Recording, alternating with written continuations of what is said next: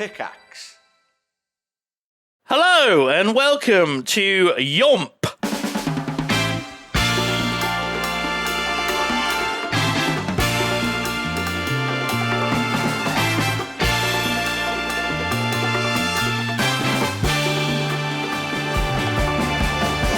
That's Ye Old Movie Podcast, in case you didn't know. It's a movie discussion podcast where we discuss the movies. Who are they? They is me, Simon, Honeydew the Diggy Hole Man Lane, and I am joined by G-Star Games. Hello, it is I, your other host. I am one of the others. Co-host. Co-host, one of the co-hosts. I am the others, as in, like, you know, from Lost on the island. We are the others. And the other person with me is Boof. He's me. He's me, The Sophie. Coco host. I'm a I am a Coco host. Coco for Cocoa Puffs? What's the phrase? Yeah, I'm a host for Coco. Give me the chocolate, and I will have it, and I will host it in my tum tum. Very good. Yeah. Very good. That's where it belongs. we each of us curate a list of 6 films, and we randomly select one to watch at the end of every episode to discuss the following episode. Last week, we have a G-Star Games pick. It was Tropic Thunder, the comedy from 2008, starring a whole bunch of people. Robert Downey Jr. is in it in blackface. Sorry? Like films do, starring a whole bunch of people. That's kind of how films work. Couldn't remember their name. Robert Downey Jr., Ben Benjamin Stiller. Stiller, Jack Black, Yeah. Yes. and Matthew a bunch of other McConaughey, people. Tom Cruise. Tom Cruise is in it. Tobey Maguire's in it for a bit. Yeah, he's in it for a hot second. Star-studded cast. His films are usually like that, to be fair, a lot of the time. Whenever Ben it's, Stiller. Yeah, whenever it's a Ben Stiller movie, we've always got a whole bunch of actors, like, you know, big hitting name actors. But it seems like just a couple of bro dudes getting together for a movie, you know? It doesn't seem like... I think he must just be a nice person to get on with, and people like to make films with him. I think so. I think you're right, yeah. So just bear that in mind when you see him being Simple Jack in the film. He's a nice man.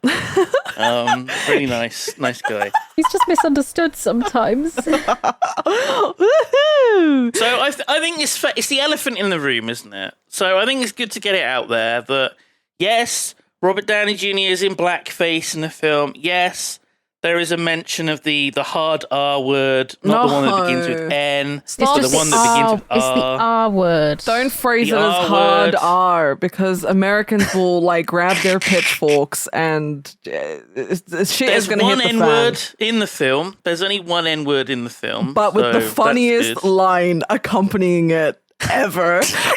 that line is one of the best lines in the movie. It's insane. Okay. Yeah, Are we we'll going to get go there. through it chronologically as we've sort of taken this format? It's not the most complicated of films, so I think doing it chronologically seems fine. Yeah. Well, G-Star Games, would you like to introduce the film and very briefly synopsize it and maybe explain yourself? Why did you put it on your list? Explain yourself. Explain. You are here for your crimes today, G-Star Games. Explain yourself. What is your defense? Well, my defense is that it is a film from 2008. It is a film I have not watched in quite a long time. I think I've watched it maybe around the time it came out. So it was due a rewatch. It was due a, does it stand the test of time? Is it still funny? Or is it funny? Yeah, I think that's why I chose it. I thought, you know, it's outside of Boof's, you know, comfort zone, I guess. Booth, have you watched this before, Booth? I haven't. But Okay. I am. I do like Ben Stiller films. So yeah. They're kind of like a guilty pleasure. Although Ben Stiller can only play Ben Stiller in them. Yeah. He's always the same. pretty much. Yeah.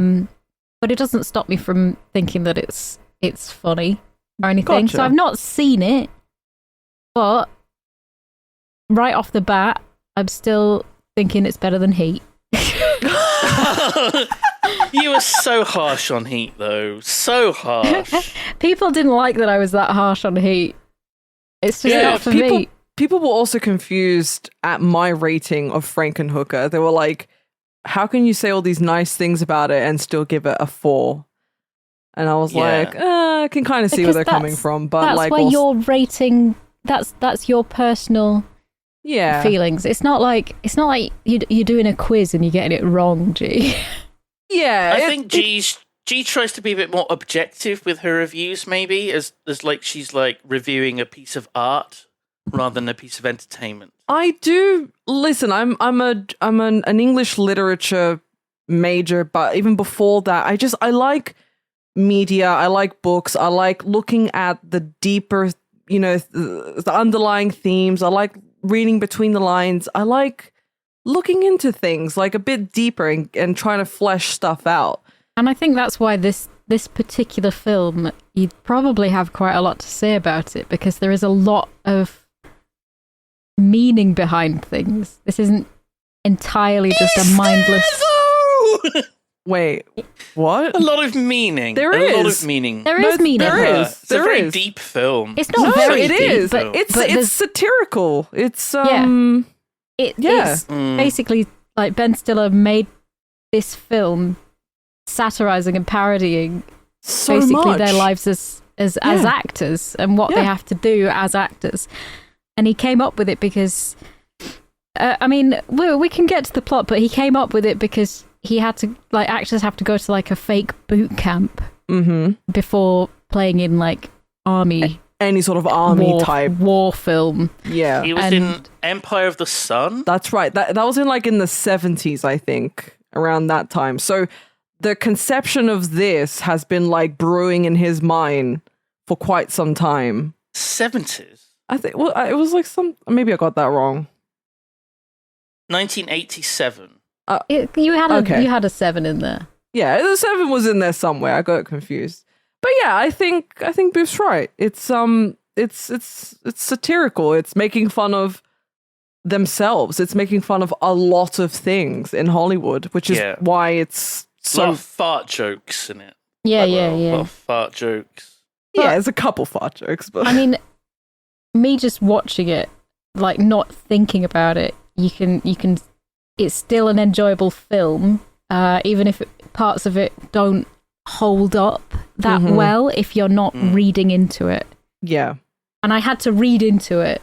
Oh my god. Okay. Agreed. No, I mean, I like, after finishing the film, I was like, I want to see a couple people's perspectives on this and see what was going on, the reception around the time, the reception now, and I think it's important to do that kind of stuff, even if you have like certain feelings about it one way or another.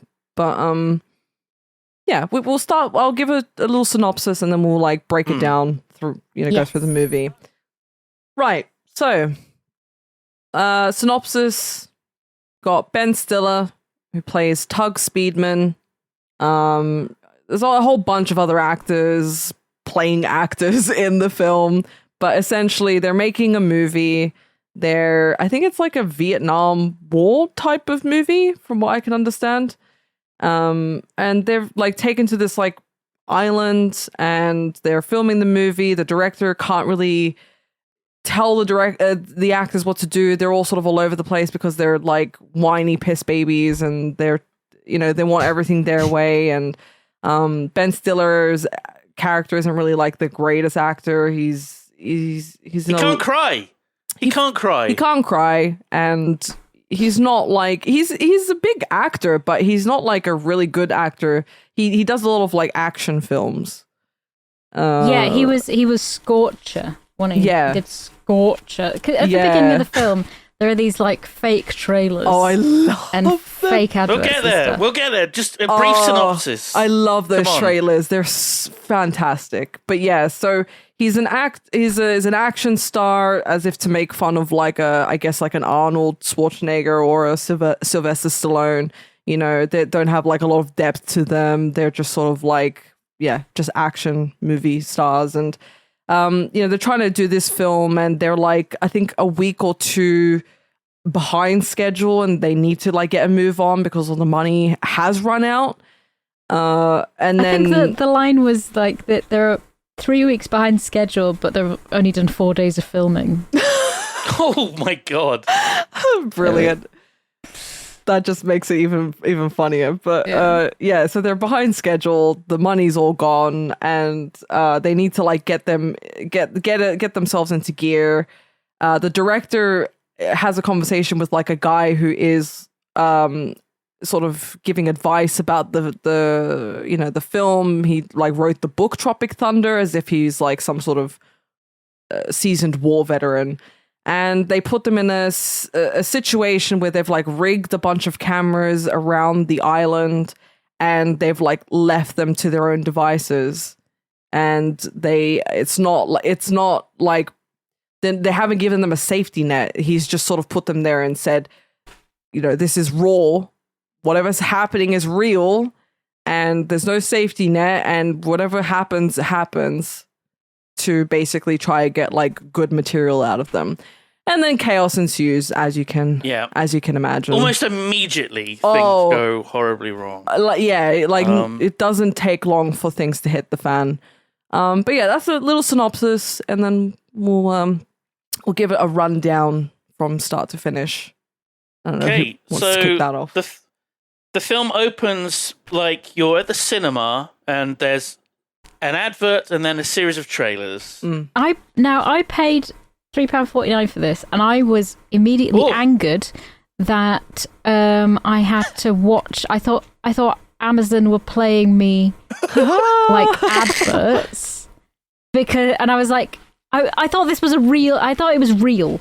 Yeah, and I was like, why the fuck? I paid good money for this. Why am I still getting adverts? Didn't and I was start like immediately with angry. Al Pacino's booty sweat though? Yeah. Right. Just to make it clear, it's Al Pacino, not Al Pacino. So even that, you were like, why are they shilling products at me? That wasn't okay. And I was like, why are they saying pussy so much? Yeah. So Booty Sweat is the energy drink that he's selling, and it also has Buster Nut cereal bars. Ooh. The Booty Sweat energy drink, a little bit of trivia already. It was actually a product that was on Amazon as a real thing. Limited edition tie-in to the movie. What do you think it tasted like? Like shit, I imagine. Most energy drinks do. They do. So I did get addicted to Rockstar Juiced when I was like 18. So I feel like energy drinks are like around that age it's normal. I think, I just drink. like the taste. I was just like, ooh. I don't know. I don't like how energy drinks taste anymore. I don't know if it's like the guano. Wait, is that batshit? That's batshit. You mean guava? Whatever it is. That's the one. Guava or guavo. Guarava is something else. Guano. Guano is batshit. Literally batshit. Yeah. That's what they put in your drink. That's why you liked it so much. Oh, I no. like People used... The rumor when I was in school was whale cum. What in the fuck? How'd you get that? I don't. Well, I mean, who knows, man? Kids are wild. They'll say anything. But I'm pretty sure one of the rumors was like, "Oh, there's whale jizz in energy drinks." I'm like, okay, cool, that's great. This was the all-girls Catholic school that you went to, right? It's not the all. Actually, it was the all-girls school. It was the all-girls. So you're not miles so much. Okay, so then we have the trailers. We have the trailer for Scorcher 4 Global Meltdown, starring Tug Speedman, Ben Stiller's character. Looks shit. Yeah. The world is boiling, and it's boiling for 5 movies, and then it's freezing for the 6th one. He's got 2 babies. He's got babies strapped. He had to him. one baby in the like the first ones eventually, Yeah. and then he has And twins, now 2 babies. It's all completely different. It's a completely different film. Yeah. And then we have the trailer for The Fatties Fart 2, Oh, starring Jeff Portnoy. It's Jack Black's character. I can't believe it was called Fart 2. I didn't like catch on to that. That's actually kind of Part funny. 2, And it not was like- Part 2. Jack Black trying to do. Was it like the clumps? The flumps? The Or Yeah, whatever they're I called. was. I it was re- like the Is it the Eddie Murphy? Murphy. Right. Where Eddie Murphy plays. Nutty Professor 2. Nutty Professor 2. The clumps, and he plays Yeah. like the whole family. Gotcha. You got Jack Black in all these different prosthetics as all these different characters. I hated it. Yeah, it was awful. It is. It's terrible, but Yeah. in a way, it's one of the most creative things in this film. I would say. Is it though? A biting satire of Hollywood in 2008. Well, that's why I like this film because there's just a lot of like poking fun at.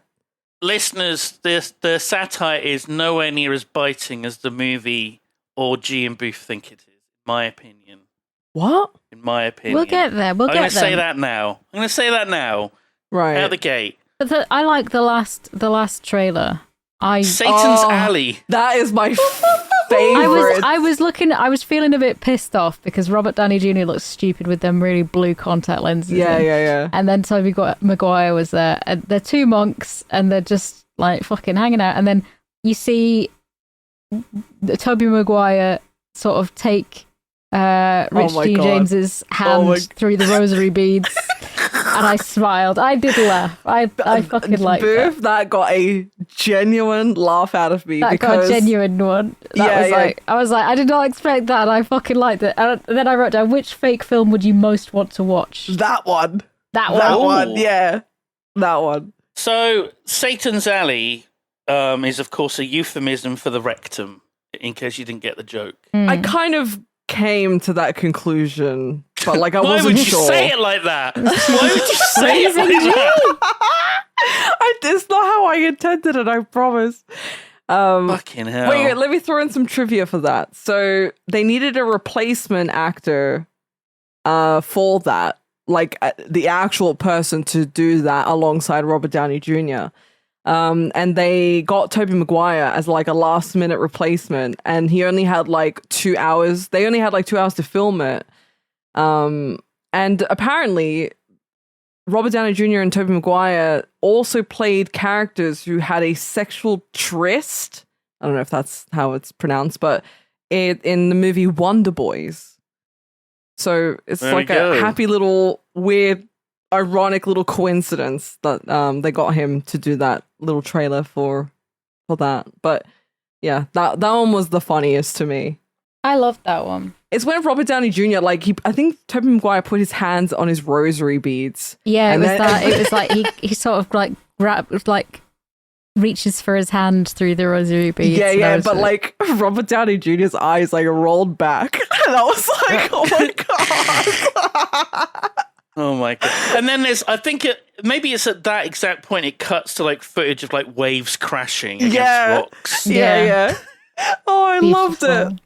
It was so good. Oh my god! Oh god, yeah. So that was the trailers, and now it's the movie. Mm-hmm. There's some text on screen which we all love. I got really fucking angry at that because it was a lot of words I didn't understand as well. There was a guy doing the voiceover, and I was like, "What does any of this fucking mean?" And I was that's just the really point, mad. right? Isn't it? Isn't it the point? Like they're Yeah, that making was the fun point. of movies who do that. Yeah, it was So- the point, and I understand that looking in retrospect, but at the time I was really mad. Essentially, it just states that you're about to watch the story of the man who attempted to make the movie. So, like, some guys were in the Vietnam War, and then 3 of them tried to write. Like 5 of them tried to write books. 2 of them got there published. were 10 men. 4 of them survived. Right. 3 of them wrote books. Yeah. 2 of the books were published. Right. And 1 of them got made into a movie, this movie. This is the movie. So basically, it's like a is it biopic? Yeah. Biopic. Biopic, yeah. Based on a true story. Which is what they tend to do with like a lot of these war things. It's like always based on a soldier who's like, written a book or a biography or whatever, a retelling of their experience in a war. Was Jacob's Ladder based on a real? No. What? No. Absolutely not. Oh. Not even remotely. Oh my I'd God. love that to be based on a real. Where on earth you got that from? Good Lord. Can you imagine? He was in Vietnam. Was the guy. Oh man. That film is such a trip though. It's insane. And people still don't know. We're not talking about it. Well, we should. Remember, it's already 2 and you've got to do thingy, right? I know, yeah, we've got to do things. We do, but I love Jacob's Ladder. It's such a good movie. Anyway, moving on. So we know that things are going to go wrong. It's already set up from that text on screen. It opens up with a very gory, brutal scene of warfare in Vietnam. Mm-hmm. It's so brutal. I was loving it because of all it's wonderful. The fake, the over the top fake guts and blood and gore. A guy gets shot through the helmet and there's just blood gushing out. Oh, God. Like it's a hose. Yeah. And he's trying to like stop it with his hands and it's just like, psst, smacking him in the face. And I'm like, that's not going to stop it. But I love it. It's great. It's really And good. we see Sandusky's character, right? Sandusky. Yes. He gets stabbed with a bayonet and just all of his guts spill out everywhere. And it's horrendous. And then he absolutely gets horrendous. injected with a morphine like thing. And I'm like, that.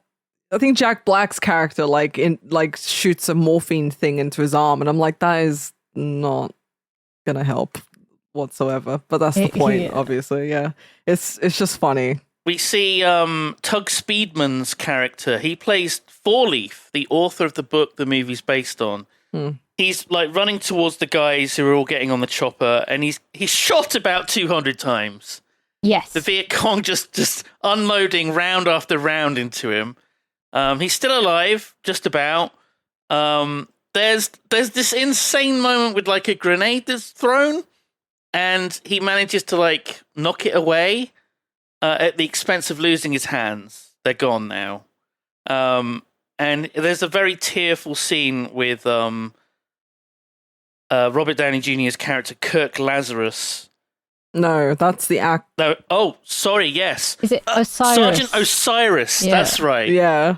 So it's Robert Downey Jr. playing Kirk Lazarus, playing Sergeant Osiris. Yes. And tears are streaming down his cheeks. Not a single tear is coming out of Speedman's eyes. He says, very funny, he says that he wants to learn how to juggle. And of course he's got no hands. He's holding up these stumpy, blown apart. Absolutely fantastic. I laughed. I wrote down, Ben Stiller would have been goo being shot that much. I also wrote down, is this racist? ... Yes, very. Oh, yeah, because this is the first time you see... Wait, did you know anything about this film before watching anything? No. You didn't know anything Absolutely about... nothing. Oh my God. Oh, interesting. This was That's not the best something... way to see it. Yeah, this was not something that like was on my radar back then. Right. So I was 19 when this came out, and I don't know what the fuck I was doing. So that must have been quite a surprise when you like saw his character and he was like... He was in blackface. He was like really hamming it up, like to be an African-American character. Like a character. Mm-hmm. Like Jive. What, like he was... Yeah. Like Mr. T, basically. He was drawing from his influence of Mr. T. Mm-hmm. And I was thinking, wow, okay. Like, that's quite something. He lifts his hands. Osiris is holding his bloody stumps. I love them. He's crying. Osiris is managing to cry, but... Crying so much. But Yeah. he's spitting everywhere. Yeah, and yeah. Speedman just can't fucking do it, and he's getting all arsey about it. And then Steve Coogan plays the director. Is his name... Wait, is his name... Cockburn. Yeah, Damien Cockburn. Which is yeah. pronounced Now, in the Coburn. Coburn. Yeah, in the UK, we pronounce it Coburn. Yes. But we do pronounce it Cockfosters. That's not Co-Fosters. Not Co-Fosters. No. But he's You wearing guys a Union Jack really t-shirt pick and as choose, well. don't you? You love picking and choosing Yeah, what we you love pronounce. it. Yeah, We there you love go. He's wearing a Union Jack t-shirt because he's British. He's British. Yeah. I was like, yeah, that's good. Yeah, of course. Racism count at this point is 3 because Oh my everybody... god, you're keeping track. I was keeping track at that point because obviously there was the guy that does the pyrotechnics. He said something really racist to the guys that were working with him, and there were... Didn't he say, I want an American who speaks American or something? like that, but he said something else. And, I thought that was it, sorry. I can't remember. But there was Ben Stiller couldn't concentrate because there was a froggy on the boom mic. That made me laugh as well. What the fuck? I didn't notice that. Was there? He was going, there's a froggy on the... Oh, wait, what? Did I watch the director's cut? Maybe... You might have watched the director's cut I was that wondering has the which- froggy on a boom mic. what bits were cut out, but apparently the froggy was left in. Okay, we're going to get interesting insights from this. Yeah. That is interesting because when they had the microphone overhead, the microphone got in the frame, so he was distracted by that. But Yeah. there was no... I don't think there was like a frog on it. That's a nice little gag, a little cute. frog sitting on He it. was literally saying, there's a froggy on the boom. There's a froggy on the boom. Oh, that's kind of cute. And that kind It of makes was a cute. little It's more a really sense. bad rubber frog. Rubber as frog. well. Oh. No, that wasn't in this one. So Cockburn, Steve Coogan's character, he can't control the actors. Lazarus storms off of set. He goes into a porta potty to do his business. There's a massive explosion. 2 jets are going to come in and a massive explosion is going to go off. There's a ticking clock element and the director hasn't communicated properly to stop that from happening. None of the cameras are rolling and the explosion comes. It costs apparently $4 million, this explosion, and none of it is captured on screen. Only one of the actors was there in shot anyway. The other one was in the toilet. Absolute fucking disaster. Jack Black's character was hanging in, like they were in the helicopter. They were hanging there. It was really dangerous for him. He was saying the harness was hurting his ass. Yeah, it's like, what's Poor going ass. on here? And he's just like hanging from the helicopter, and the director's like having a hissy fit. He's jumping up and down, like, oh my god, bloody hell! He's, Knocking over fruit. yeah, he's going on a rampage. It's very they upped him. Very quintessential British man, though, didn't Yes. he? Yeah, Which is good. It worked. it did work. It's very like as the movie progressed, it just was like you probably won't know what I mean when I say this because I've said it before and you were like, I don't understand what that means. And I said it's a very 2000s movie. And Very this late. is one of G's favorite things to say, that this is so 2000 and something. It is though. Yeah. Do you understand You're why? so I understand. 2008. Yeah. I'm so 2008. Yeah, literally. Like, but you do get why I say that though, right? Yeah, I get it. Like the whole It was like of the its time. It is. It's a product of its time. You've got the Access Hollywood. You've got like the freaking flip phones. You've got like this Oh my God. the energy drink sponsorship crap Yeah. going on. Like you look at it and it exudes late 2000s, and you're like, it hits you in the face with it, which is why I like saying it because it's like there's some films that like you watch it and you go, what year was this? Like you can't figure it out, but this is not subtle at all. But it's really good. They cut to the Access Hollywood thing, and then they're like giving a report about how the film is like, going over time and how they're losing money, and So they're talking to the producer in this point, and the producer is Les Grossman, played by Tom Cruise. And Wait, we've missed something. Oh, Hang have we? on. hang on. This is when we first see Simple Jack. Oh, it is. Well. It is, yeah. And then we see the agent. We see Tug Speedman's agent, played by Matthew McConaughey. But I wrote down, is that Owen Wilson? Because this is my face blindness at play once again. I think it was supposed. It was he was meant supposed to be in it. Yeah, it was. But I could not tell the difference. He was going through a mental health crisis. He was, yeah. It was really... I didn't know that. But Ben Stiller and Owen Wilson are like thick as thieves, right? Like they do a lot of films together. And Wow. Owen Wilson. So he plays Peck, the agent, and in the non-director's cut version, 15 minutes, 52 seconds into it, we see his bare feet. G-Star Games. What have you got to say for yourself? You were going to say that. I knew it. I wrote Matthew... Please almost skip past this. Did she? Yeah, sorry. She almost skip past this. Oh, I see. I put Matthew McConaughey in his floor grippers. Wow, his hairstyle. That's all I had to say. They were very dirty as well. He had them up on his... Oh, yeah. Is that how you like them? No, I don't like feet. I don't like feet. No. Oh, but yeah, I think they had like a clip of Tyra Banks as well. They did, yeah. He was being interviewed by Tyra Banks. Because she had was it the Tyra show at the time? And she was very harsh. She was like, you're on the wrong side of 40. Yeah. I have a friend. He was fucking brilliant for 40. Yeah. But she was like, oh, you're on the wrong side of 40. I was like, God damn, Tyra. Jesus Christ. To be clear, there is no wrong side of 40. No. I'm on the wrong side of 40, though. Oh. Well, you're on the sort of the edge, the side. You're a diagonal angle to it. So it's uncomfortable. He's an acute angle. Oh, he's a cute angle. So there's a series of things that are brought up, which is one, Speedman doesn't have a family and he's looking to adopt. Yes. 2, he did a thing trying to raise awareness for pandas being an endangered species.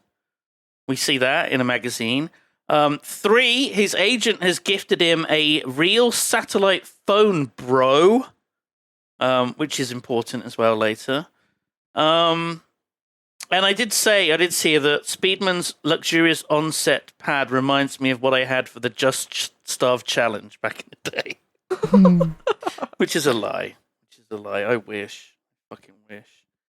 Then we have the Grossman scene. And oddly enough, he's called Les Grossman. It's Tom Cruise's character. And Les Grossman is big hands in French, à la française. God, he had really meaty hands, didn't he? Yeah, it big really, old hands. It really scared me. Yeah. They were very meaty and chunky, and Tom Cruise chose to wear those prosthetics. He did. Tom Cruise chose to do that. This was made up entirely for him, I think, because I think there were quite a lot of plot holes in the film. By introducing his character, and that sort of subplot helped fix those plot holes. But yeah, so, and they tried to keep, which is another bit of trivia, they tried to keep his character, his involvement in the film under wraps. They wanted it to be a surprise for anyone going to the movie and seeing it. God. Yeah, they really tried to keep it a secret. And I think... Did that work? Well, a couple of photos, grainy photos, mind you, because 2008 made it online, and they got a bunch of lawyers involved, and they did actually manage to get a bunch of the photos, I think all of the photos taken down, which is kind of crazy, but they got them taken down, and then I think, a lot of people were pretty surprised to see him in the film. It's a weird role. He's very mean, very sweary, a big alpha male energy from him. Very demanding. I think he's meant to be a caricature of a existing Hollywood studio exec. So he's definitely surprise me. Definitely making fun of someone. Because there was Oh, he's like a Harvey Weinstein as well. I think I read. God. Yeah, he's like an amalgamation of like really shady, really slimy snake studio execs. But yeah, he played it well. Weirdly, he did a good job. He loved doing that. I think he did. Yeah. Yeah, he did a really good job. He did a lot of the he made it up for himself. Mm-hmm. Like he created that character. Mm-hmm. I was just What an looking artist. through it. I mean, say what you want about Tom Cruise. The man can act. But he's a psycho. And he plays a psycho in this. Yeah. He's on a video call. He's on like the whole wall in their location. They got a big table, everyone's sat around it. Director's there at the head of the table, and he's, looking a bit sheepish. And Grossman demands to know who the key grip is. Who's like a grip is someone who has like all the equipment that the camera goes on. So any sort of like dolly tracks and equipment. It's a very high that definition it attaches to little camera. They're in charge of it. So the key grip is they're usually pretty high up in terms of the people that are actually fucking around with equipment. So they're probably quite strong. So I think it was a good call to pick him because Grossman demands that the key grip punch Cockburn in the face. And the grip thinks about it for about half a second, then just walks over, says, sorry about this, and then just punches him in the fucking face, making his nose bleed. Mm-hmm. Yeah. And that was a lovely moment. I enjoyed that. Yeah. Well, Tom Cruise's character is very aggressive, very threatening, very scary.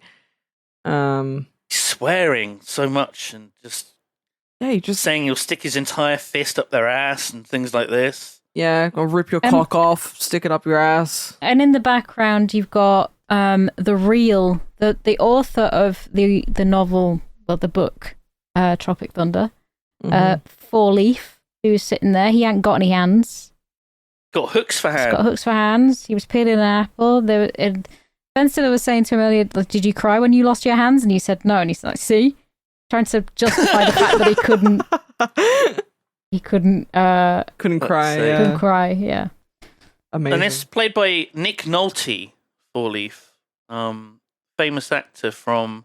Is it 48 Hours he was in? If you look at Nick Nolte's photo on if you Google him, he looks like he's wearing old age makeup, but really bad. But that's just his face. But he just looks. That's just what he looks he's like. Grizzled. He's old and grizzled, and he's been like that for about 30 years. That's unfortunate. So he's messing around peeling his apple, and he's rambling about using both hooks to peel the apple. It's absurd. He's saying that actors aren't real men; they're pansy ass actors. That they need to know what it's really like. And then we have the scene on the beach with the Coburn. director, Yeah. talking to Four Leaf, and Four Leaf says, "I'm guessing right about now you couldn't find a Dixie coonskin with an Ohio hooker holding your prick and showing you the way," which is wise words indeed. I live by that. Yeah, live by those words. Live by those words. What? So this kickstarts the entire sort of premise of this film. Four Leaf suggests that they fly the actors into the middle of nowhere in the jungle, drop them off with hidden cameras around, and then just throw enemies and explosions at them to turn them into real men. And of course, the director's like, "This is perfect. This is how I'm going to rescue the movie. It'll be lower budget. It'll be just me filming guerrilla style. We'll get real reactions. Maybe Speedman will cry. Who knows?" And next we see them. The director and the actors are on a helicopter, the chopper. Yeah, the chopper. Did you hear the song that was playing behind that? Don't remember. Well, It wasn't the Doors, right? It was not the Doors. On my version that I watched, and I had the subtitles on, some of the lyrics were "Rape the Queen." What the fuck? Yes. What song was this? I have no fucking idea. What the fuck? Good grief. Excuse me? It was literally. I'm going to find it to take a screenshot. I'm just going to Google "Rape the Queen." Grasping at my Don't pearls right Google now. it. Jesus. Name of the game: Crystal Method. There you go. That was it. Crystal Big ass Method. TT remix. Crystal Method. I like. That's a drag queen name. Crystal Method is. I like a couple of songs by Crystal Method. But... Oh my Sorry god! So anyway, there you go. That was. Right. Thank you for Yeah, that, Sophie. I I wrote that didn't down even... because I was taken aback by that. Well, to be fair, yeah, if the lyrics are like there in your face, you're like, and you see that, you're like, what the That is insane. Yeah, That I is was just insane. I was looking at absolutely the helicopter ride, and they were like on, and then I think I don't remember whose character pulls out the grenade. It was with Ben M&Ms. Stiller. Yeah, It's Eminem's grenade, and I was so convinced that at some point in the film there would be a joke where he tries to throw a grenade and it's just the M&M's one. you're right. I wanted that to happen. He does throw a fake grenade. He does, but it Late- wasn't the But it's not Not the long after. M&M one. no. It's very strange, isn't it? Like it's something that just disappears from the film. Do I you guess. think they would have melted, or is it too hard of a candy to melt?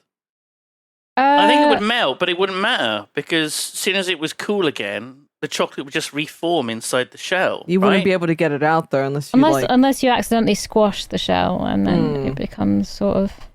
Yeah, a grenade shaped. don't sit on them. Yeah, I thought that was funny. I was like, I want that. That's cute. It is cute. It's like when you used to get like cell phones full of like candy as a kid. You used to get like mobile What? phones. You remember Like- the chocolate cigarettes? Did you ever have chocolate Yeah. cigarettes? Oh my Oh, I God. love the chocolate cigarettes. They were so cute. They were good. Yeah, good stuff. Don't try lighting them; they melt. Yeah. So our director and 5 actors are dropped off in the jungle. The so we have, pyrotechnic. Hold on. The pyrotechnic guy and the war veteran take the chopper. Four leaf. Yeah, and they go elsewhere because they're like just dropping them off, and they're like, yeah, we're gonna go set up somewhere else, I guess. So we have Cockburn, the director. We have Portnoy, Speedman, Lazarus, Al Pacino, and Sandusky, who was the nerd who got disemboweled. There are 5 actors and director. So they have their phones taken off them by the director. Satellite phone is hidden. So we know that's going to get used later. Yes. He douses the phones in water, which seems a little bit fucked up. I like Right, why would the you do that? noise. There's a lot of it important makes. information on them phones, Yeah. probably. Like, you're an actor, you need that. You need that. And Cockburn goes into this sort of rant about how he's basically Jesus. He's going to lead them through. They're like his disciples. And then he says, now let's go and make the greatest war movie ever. And he takes a few steps. There's like a click. And then he explodes. Partway. He turns into mist. Yeah, he's gone. I think maybe at the halfway mark of his little speech to the actors, I was like, this guy's gonna get shot. 100%. The way this dialogue is going, he's gonna get shot. Something bad is gonna happen. And then he got to the part, and I was like, oh, I was almost right. He stepped on a mine, and he just got blown to smithereens. It's so well timed. It's just perfectly timed. Yeah, and Ben Stiller, like, Osiris is the only one that actually thinks that he's been blown up for real, because Ben Stiller's That's like, this is all a fucking... Lazarus, aka Osiris. Yeah. Very confusing. Lazarus, AKA it was like the real actor is that's saying... the thing, though. He method acts so hard that it's like, is it his like own logic steeped within his method acting character? So he had a pigmentation alteration surgery to God. make him black. We skipped that. We did skip that, yeah. And, in the movie, it shows this for anyone who hasn't seen it. But yeah, he undergoes a pigmentation, a controversial. They even say it in the film. God. They say it in the film as well. A controversial pigmentation surgery. Yeah. Yeah. So he believes that something's wrong. He knows something is wrong, that guy just blew up. Yeah. He's like, but this is... Speedman... Mm-hmm. Speedman just thinks it's all part of the game. The director had just played a prank and he's run off and he's trying to get these reactions out of them. It's the magic of cinema. You know, he's been in action movies. He knows that these effects aren't real. Yeah. And he picks up the fucking head, he fucks around with it, he dips his finger into like the blooded stump. He licks tastes his it, finger. yeah. He says, "It's corn syrup, guys. Corn syrup and latex." And then he licks this finger with the blood on. He's like, "Warm, blood-flavored corn syrup," but he still doesn't accept it as being real. And he's just goofing off. They are being watched by some local men who are not happy that there are these foreigners here. They think that they're DEA agents. I didn't know this. For I some couldn't reason. figure it out because they were just the subtitles on mine were like speaking Mandarin. I hate it when movies do that shit. It really... I had no idea what was going on. I was like, who are these guys? Actors? I thought that these were like hired actors. Right. They're local drug growers. I only learned that a while later though. Right. No, I knew that they were like the real baddies and, you know, like the not good guys and not actors and stuff. But I hate it when movies do that. They, you know, whenever there's like another language being spoken, they'll just say, you know, whatever the name of that language is. And then they're not actually telling you what they're saying. And like sometimes I know it's intentional, but other times I'm like, just tell us what they're saying. Like, just tell us. What is it? What are they saying? Why are you keeping it such a secret? Cat nonsense, yeah. So Speedman has the map and the script, and he's leading the others, and he's going through the script, and it's time for the ambush to happen. Mm-hmm. And of course, in real life, they're also about to be ambushed, which is fantastic timing. This is also when we get the line from Lazarus that says that he doesn't drop character until the DVD commentary. Yeah. Well, the baddies are watching on, right? And they saw that there's like a decapitated head. Ben Stiller has it on the, you know, the nozzle of his gun, whatever the end piece is. And he's, you know, waving it around and, you know, they're like, what the hell? Like, you know, who are these guys? These men feel no fear.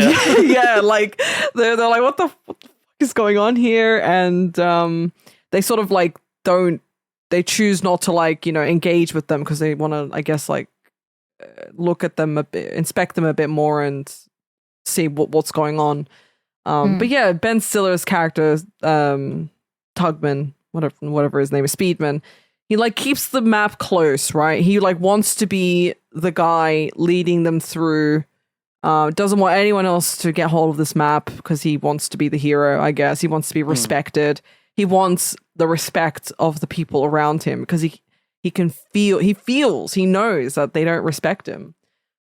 But the thing is, though, like Jack Black's off his tits, right? And then Jack Black he's a drug addict. He's a drug addict. Yeah, he's a drug addict. He's off his tits. There's like a little bit of a gunfight. They've all got fake rounds, obviously, blanks. But like the actual locals have got real guns with real bullets. He throws a grenade at them, which isn't a real grenade. However, Danny McBride is determined to push the big red button that says explosion, and some of the special effects explosions go off, scaring away the would-be ambushers. That's fortunate. It's really good timing. Very good timing. Really good timing. So we have Speedman and Lazarus have a conversation where the R word is said about 8 times. Wow, it felt a lot more than 8 to me, but it just sort of, they kept saying it so much that it just fucking blended, right, at one point. They're talking about Speedman's performance in the film Simple Jack, where he plays a a mentally disadvantaged young man. And then there's the famous line, everybody knows you never go full R-word. I wrote down, is this where the quote is from? Yes. Yes, it is. Yeah. There it is. There it is. And it is Robert Downey Jr. in blackface saying that as well, to make it a little bit extra spicy. Which is... Yeah, not cancelled. To this day, as of recording, still not cancelled. What do you want to be cancelled exactly? Him? Well, movie? I'm not saying I want him to be cancelled. I'm saying I'm surprised. So, honestly. Context for that line and the use of the R word and Special Jack. Apparently, Ben Stiller... Special Jack. I forget what they call him. Simple Jack. Okay. I kept calling him Special Jack as well. Oh, okay. Yeah, I don't remember. My memory is all over the place. But apparently Ben Stiller got more heat for that than the blackfacing and everything else. Because I was watching videos like after I'd watched the movie, and it was clips of Robert Downey Jr. talking on the Joe Rogan show and Jamie Foxx and like just a bunch of, because I wanted to get like a feel for how people. I thought it was very brave of Robert Downey Jr. to go on the Joe Rogan show like only a few years ago, in blackface, explaining what. No, he didn't. I'm like, you are trying to stir the pot here. No, he did not go on the Joe Rogan show and do that. But Joe Rogan was asking him questions like about, his role in the movie and how did he feel about it, and the people around him, how did they feel about it? And yeah, but the general gist that I understand from people, because I wanted to get like people of color's sort of opinion about it as well. And the general consensus is like a lot of people weren't actually offended by it because he's essentially, it's making fun of Hollywood who get actors that aren't suitable for roles to play those roles when they could have gone for the intended person to go for that role. Yeah, because basically there's Al Pacino. Al Pacino is hired to be in the film, and he's literally suitable for that role, and they didn't choose him. What the fuck is going on there, Sophie? What is happening? There was so much going on. There's a Tamagotchi, there's a cat. What's up? Good boy. Yeah, so he's suitable for the role, but Kirk Lazarus decides to undergo surgery to become and be in character, which is basically like a really he's a method actor. Yeah, he is a method really actor. Exaggerated it's African American personality. Yeah, exactly. So it's making fun of the fact that that this is what people in Hollywood do, and then they get away with it. Which is why I don't really understand the controversy, because it's not as if Ben Stiller has made it so that he's saying that it's okay. I still get it though, because it's like he is dressed and he's, he looks like a person of color, an African American person. I get it. But the general consensus, and like I watched quite a few like interviews and people talking about it, and I remember one guy said in an interview, he said, I thought it was, and this wasn't an African American man, he said, I thought it was hilarious. A lot of my friends thought it was hilarious. It wasn't distasteful. A lot of people who were outraged at the time were white people. A lot of white people were outraged about it. And I was like, okay.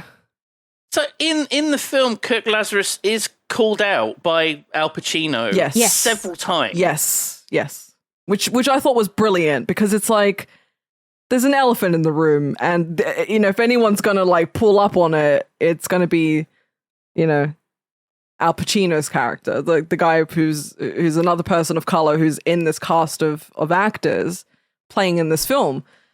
So yeah, I don't really see an issue, but like I'm sure people are gonna disagree with me. Yeah. Because I mean, I think it really helps, not just that it's like a satire, but also that it's these real life actors playing this role. Yeah, he's so it's got an extra step removed. And Ben Stiller was basically trying to be like they're using special needs people for entertainment purposes, and there are actors that are playing special needs characters like Forrest Gump and all these other people, basically saying that like they're getting these awards and it's quite exploitative.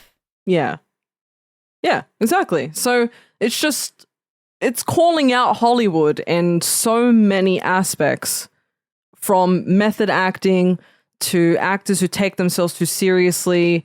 The list goes on. So it's all very, very, very satirical, and it's all very self-aware. It's very self-aware, which is why I guess it's kind of worth the rewatch. But a lot of people in the interviews that I watched who said, yeah, I found it like it was fine and funny and whatever. And they said, do you think it could happen today? And they were like, absolutely not. They were like, no, not in today's culture. That is just not something that can ever happen again on the big screen. Right. Let's move on. Thank you. Very well said. No problem. So we have a quick scene with Four Leaf and McBride. They learn that Cockburn is dead, that it was a real mine that blew him up. They have a bit of a fight, a kerfuffle, and Four Leaf's fake hook hands come off. Those are fake hands, to quote Father Ted. Thank you, Hatsune Miku, for writing that line. And then the local drug dealers come and hold them at gunpoint, and they're now captured. We have the wonderful scene with the fake pissing next. Lazarus doesn't trust Speedman, who is sort of the de facto leader at the moment, because he's got the map. And Sandusky's stood there having, I think, the longest piss of his life, or at least attempting to. He's trying to. He's really trying to. Lazarus comes up next to him and stands there, and he's like, I'm not really pissing. I just wanted to talk to you, so just pretend that you're pissing, and I'm pretending that I'm pissing whilst we talk. And he basically wants him to get the map off of Speedman, and they join forces against him. And he walks away, and then Speedman comes up to fake piss. But this time he has a prop. He has a can of the Al Pacino's booty sweat. He pierces it with a knife, and it just shoots out. And it's like he's pretending to piss, and it's just like I like how he's like fizzy drink. Yeah, just a really explosive piss. Yeah, happens. They really need to go. There's also a bit before that where Jack Black's he's constantly sort of taking drugs from a little packet of jelly beans, and a bat steals it. And I wrote down a cocaine bat. I didn't know it was heroin at the time. Obviously. Right. Yeah, I didn't know what he was like hopped up on, because it was some kind of powder. Yeah, because he was, before we could even see what he was consuming at any point, you could see that he had he was doing that thing with his jaw that people who are really high, they grind their like teeth. MDMA and stuff. Yeah, so I didn't know what the hell he was on, but yeah, Need some gum. God, it's awful, so awful. And then the bat stole his heroin, I guess. I think it's heroin, and then the bat comes swooping back down, and he grabs it and just takes a bite out of it. Eating it. Yeah. Like Ozzy Osbourne. Yeah, I put fucking Ozzy Osbourne over here, and then in caps COVID, because Wow. Yeah. Holy shit. Yeah. So Speedman's using the map. He leads them in very obviously the wrong direction. There's a river that he wants to cross. Yeah. And there's a weird bit where Speedman addresses Lazarus as you people. Lazarus calls him out and says, "What do you mean, you people?" No. Al Pacino, the actual African American, says, "What do you mean? What do you mean, you people?" I love that so much. I love that scene so much, because it was such a nice, perfectly timed pause in between them saying that, and it was just delivered to perfection. That was the other line that got like a laugh out of me, because Al Pacino's character is like, wait, no, what do you mean, you people? Yeah, like Brilliant. It's not your place to be calling that out. Yeah. He's so in it. He's deep in character. Yeah. He's lost in character. Yeah. It's the people who do like method acting, right? And then like you've got like a big divide in Hollywood. Who you've got the actors who are like, oh, method acting is so dumb. They must be intolerable, method actors. I think they are. Right? Yeah, I think it's. I mean, listen, I'm not. Do you remember when Jared Leto like sent like a dead rat or something? That's exactly who I was thinking of. What the fuck is this nonsense? Yeah, that's exactly who I was thinking of when I was trying to think of someone who like did method acting, who was just taking it too far, and it wasn't funny, and it was just like really, really invasive and rude and inappropriate. So yeah, like I can see why some method acting and method actors are insufferable, because I feel like they feel like they're above the rest, right? You know, they're willing to go so far in character. But Lazarus has got 5 Oscars, so, and that's more than anyone else has ever got for the best actor, best actress role. Yeah, but it's making fun of, again, that type of acting, because it's like you don't. I mean, listen, I'm not a professional in acting, so what I'm saying could be wrong, but I just feel like it seems silly. Personally, yeah, it absolutely is. Yeah. Speedman he crosses the river by himself, leaving the others behind. Just goes his own way. I said, oh no, he's gonna get swamp ass. Yeah, but he doesn't want his gun to get wet, so at least he knows, you know. Yeah, he's got it lifted above his head, so I guess. Just bear in mind that the gun isn't real. So True. So it doesn't matter anyway. That whole dialogue from when they were walking and they started talking, I think the nerdy, I don't remember their names because I have I'm not going to remember their names. Sandusky's the nerdy one. Sandusky's talking to Robert Downey Jr.'s character. Well, he thinks he's talking to Robert Downey Jr.'s character, and Robert Downey Jr.'s character at one point just turns around and he's like, are you talking to me? Have you been talking to me this whole time? It was about gamers Blu-ray, and porn as well. Blu-ray and HD DVD as well. Mm-hmm. And they put that in because he wouldn't shut up talking about it anyway. It, like, behind the scenes, they were just like, yeah, just talk about that then. Oh my God.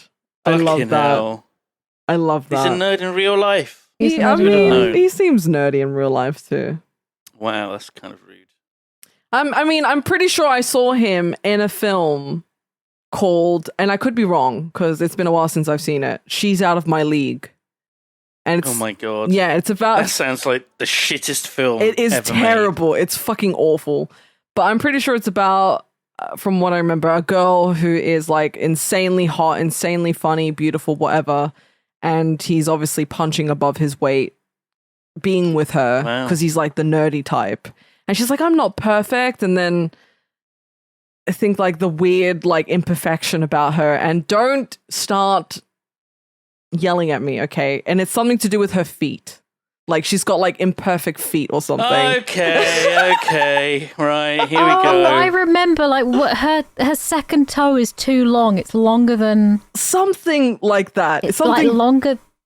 No, wait, that might be from something else. It's something ridiculous. Like she's got an imperfection with one of her toes or something. Like she's so perfect.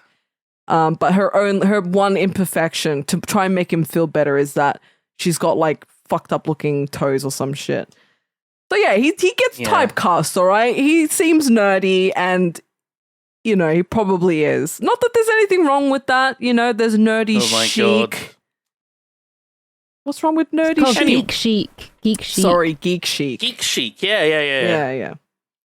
Right. Al Pacino really he calls Lazarus out on how he's portraying African Americans. So we actually get like him directly addressing him rather than just sort of sniping and making comments. So that was nice to have. But then if we skip forward to when Speedman is knight. He's made like a weird little shelter for himself, and he's got his iPod out. And what is he watching on his iPod? Watching Star Trek. He is watching episode 18 of the first season of the original Star Trek What a TV cracker. series, Love it. Arena, which is the one with the Gorn Yeah. and Vasquez rocks. I think they were trying to say that his character is like a movie buff. Like he is a movie nerd. He loves movies. I just thought they were just saying that he just doesn't he doesn't give a shit. He's like he just wants to watch Star Trek. It's an episode where Kirk is beamed down onto a planet by an alien race, along with a very tough lizardy alien, for them to fight to the death.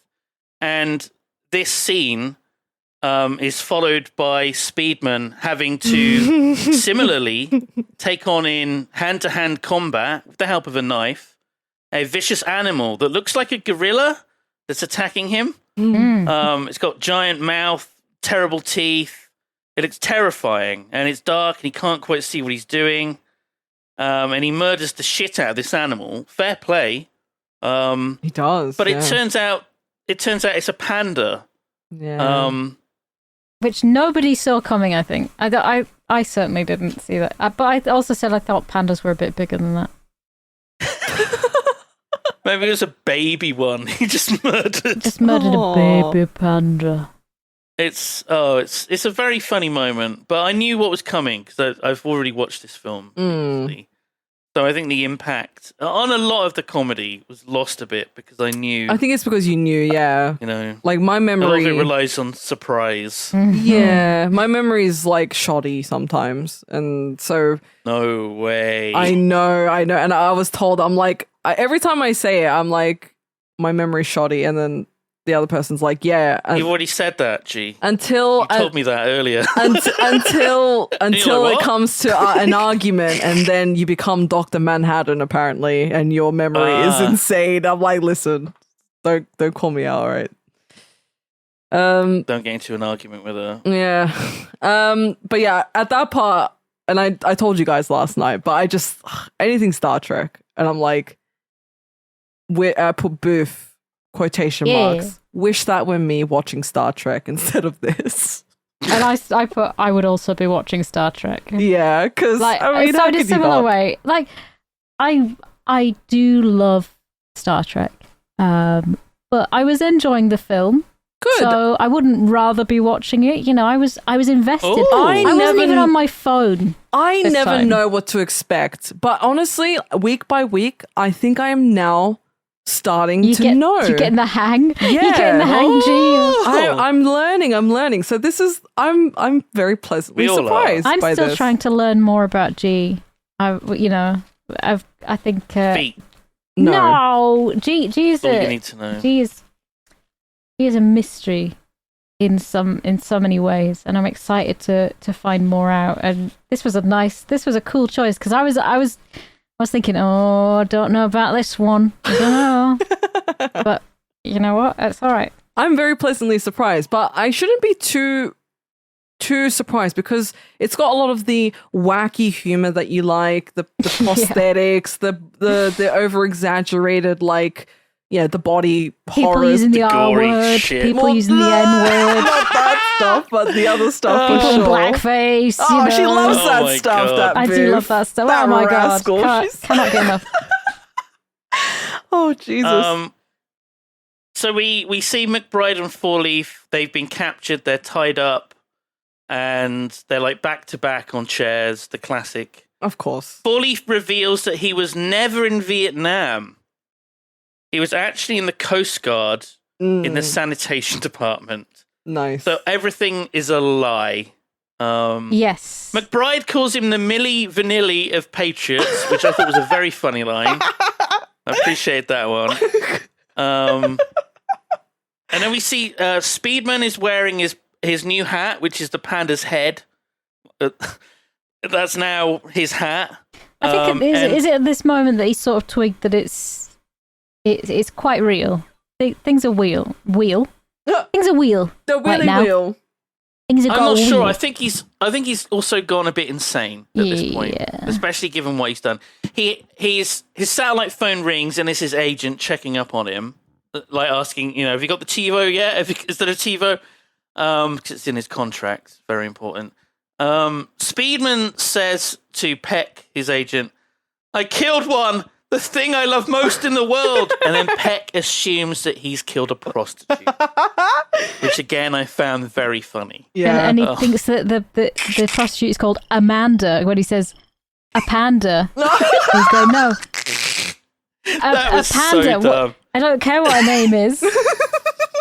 Anyway, you got to get some bleach. We've got to put the body in a bath. He explains like how to dispose of a body. He's just ready to go. Hydrogen peroxide, bleach. That's not going to do fucking shit, man. If you've killed a prostitute, you're going to need a little bit more than hydrogen peroxide and bleach. Sophie? Oh, Jesus. Oh, Jesus. Hydrogen peroxide is very good for getting rid of bloodstains, though. As a purveyor of nosebleeds. Oh. Yeah. God. Okay. Oh, okay, yeah. Whew. Like, man, as soon as I discovered that, oh my God. I've never seen your nosebleed, so I'm just going to assume that this She does mention them. This isn't cover story. No, she does mention nosebleeds a lot. Okay. Oh, all right. No, I trust you. But she also does murder prostitutes in her spare time. I do. Yeah. But, Wait, I wouldn't what? use the hydrogen peroxide for that because I have to save it for my nosebleeds. Yeah. She's got stocks, you see. She's got stocks. Yeah. No, I've got stocks. Stocks! So Speedman gets captured by the local drug people. Yeah. Very importantly. Yeah. I want to say, Back down. like, Matthew McConaughey, I fucking love him, all right? And I didn't take him seriously as an actor because for, like, a long time, I just seen him in a lot of, like, chick flicky type films. Like... Oh, he was in a lot of rom-coms, wasn't he? He wasn't I have no fucking idea who he is. I'm going to be honest. Like, Mate, he's Mate. fucking True fantastic. Detective. Yes. So I'd seen him in Failure to Launch, How to Lose a Guy in 10 Days, something about, I think, Ghosts of Girlfriend Past or whatever. Oh, Jesus. So I'm like, oh, God. One after the other, I'm these having a shit look. rom-coms. Yeah, I'm lots having a look at of what he's shit in. rom-coms. But when he was in season I've seen 1... Contact. Season 1 of True Detective, I was like in love. I'm like, this man is a genius. He can act. He is like, I have like a newfound respect for Matthew McConaughey. And then obviously he did like a bunch of other stuff like Dallas Buyers Club, and then I think he's Interstellar as well. So, oh my God, he was in Tiptoes, which No. what? We got to put that on the list. Put it One on of the us list. has got to put that on no, the list. actually, it's actually one of the Sophie, one we of got the to put it on the list. one of the films that I think they would be making fun of. Well, here's the thing, right? God, this Sophie, for the love of God, put it on your list. Cat Strike. Our friend Cat Strike gave me this film. She gave me it on DVD. She was like, "You're gonna love it." There's so many Tiptoes. like With Gary Oldman in Yeah. the role of a lifetime. An average-sized Steve falls in love with Carol, but problems arise between them when she is pregnant and she fears the baby might be born with a short stature. Tiptoes is a film that attempts to deal with the largely unexplored subject of dwarfism, but quickly becomes convoluted and saccharine. Oh my Oh. God, the trailer is playing on IMDb and it looks wild. The trailer is just The batshit insane. The synopsis says the story of a peculiar love triangle involving two brothers. But that doesn't even begin to What? explain. Yeah. Yeah, that's what it says don't on even IMDb. fucking- Oh, I didn't know that was the thing. Honestly, it's... What the fuck? But yeah, I've only seen Matthew McConaughey in Contact, and then this is the only other film that I You've kind of know. probably seen him in other things, but you just haven't like Probably. your face blindness has I taken am the wheel. Turns Yeah. out, I never knew this, but I am actually quite face blind, it turns out, because I can't tell the difference between people. And it's Yeah. really frustrating, because I'm like, oh, I recognize this person. Like, what? That looks nothing like... Yeah, no, I'm starting to get that now. You've probably seen him in other things, but you just haven't clocked on. Yeah. But I think he's brilliant. I really have like a newfound respect for him from watching True Detective season 1. For anyone who likes true crime, mystery, murder detective stuff, season 1 of True Detective is. You get to see him in sex scenes as well. I'm not going to sound like a freak right now. Actually, no, I'm not going to say it. Oh, that's always a good sign. See? It was. You want to just? There was like one sex scene with him and like that other lady who's like really attractive. I don't remember her name. Oh my god, she's got a really nice ass. Is it the one with the eyes? What? Alexandra Daddario. No, not Big Tits McGee. The one that Big Tits McGee. She's got massive honkers, dude. No, that's the one that Woody Harrelson's character is having sex with. Oh, yeah. No, I'm talking about the character that Matthew McConaughey's character has sex with. I'm not going to say because it's spoiler territory. No, you're going to say it now. No, it's spoiler territory. It's spoiler territory. I can't say. It is genuinely spoiler territory for anyone who wants to watch. But she gets murdered and it's very sad. Sure. It's very good. For anyone who likes that murder mystery, true crime stuff, it's very good. You should watch it. He's great in it. Just don't watch the other seasons. Just watch the first one. Yeah, season 2's dog shit. Tiptoes, man. Watch Tiptoes, yeah. Season 2 is dog shit. Season 3 kind of redeems it. Kind of. But yeah. Anyway, come on. We're on a tight fucking schedule here, and you're going off on these fucking tangents. Sorry, I had I'm getting this back on track. Okay? Take the wheel. All right. So Al Pacino jokes about Lazarus being an Australian. He brings up the dingo eating a baby, which Lazarus says was a real story, and it is a real story. Lindy Chamberlain Creighton was camping with her husband Michael at Uluru when their 9-week-old baby was snatched by a dingo. Going fucking camping with a 9-week-old baby. Did you say Uluru? I know, insane. Sorry, Uluru. I like phased out for a sec. It's Ayers Uluru, Rock. bro. Uluru. Sorry, Uluru. AKA Ayers Rock. Formerly known as Ayers Rock. Yeah. And they were charged and sorry, Booth, what did you want to say? I was just going on this story that they were believed to have killed the baby themselves. Yeah. They were charged. Lindy was convicted of murder. Michael was convicted of being an accessory after the fact, which basically means he tried to cover up the murder. She spent over 3 years in prison for the murder of her own little baby. New evidence came to light. There was like a series of extra trials and whatever. And she was released. Convictions were quashed. She was officially pardoned. Wait, why? Now your side. What the hell is going on here? That was the joke. G. That was the joke. Oh. I was criticizing you for going off on a tangent, and then Gotcha. I immediately went into a tangent. Gotcha. Yeah. I mean, it's kind of relevant because they do say it in the film, and he's like, that's serious. That actually happened in Australia. But yeah, that was like people would say that a lot in Australia. They'd be like, "Oh yeah, mate, dingo stole my baby," and it's just one of those tropes alongside throw another shrimp on the Barbie. Yeah. But yeah, and it actually happened. A dingo did snatch off a 9-week-old baby and ate it. Yeah, it's kind of fucked up. Sad, isn't it? And people make fun of it. So don't go camping with babies. I mean, honestly, 9 it's brave weeks to do that. Yeah. Do that in the UK, a fucking badger will have it. 9 weeks is kind of an urban fox. Very young. Very young. Yeah, very young. Should be going on holiday in the middle of nowhere. Yes. In the desert. Ben, where were we? Ben Stiller gets fucking kidnapped by... Yeah. So he's taken off wearing his panda hat. Then we get the one N-word of the film comes up. I was thinking that it was going to be Robert Downey Jr. that was going to say it. Oddly enough, it wasn't, thankfully. Yeah. Well, are you sure? Because so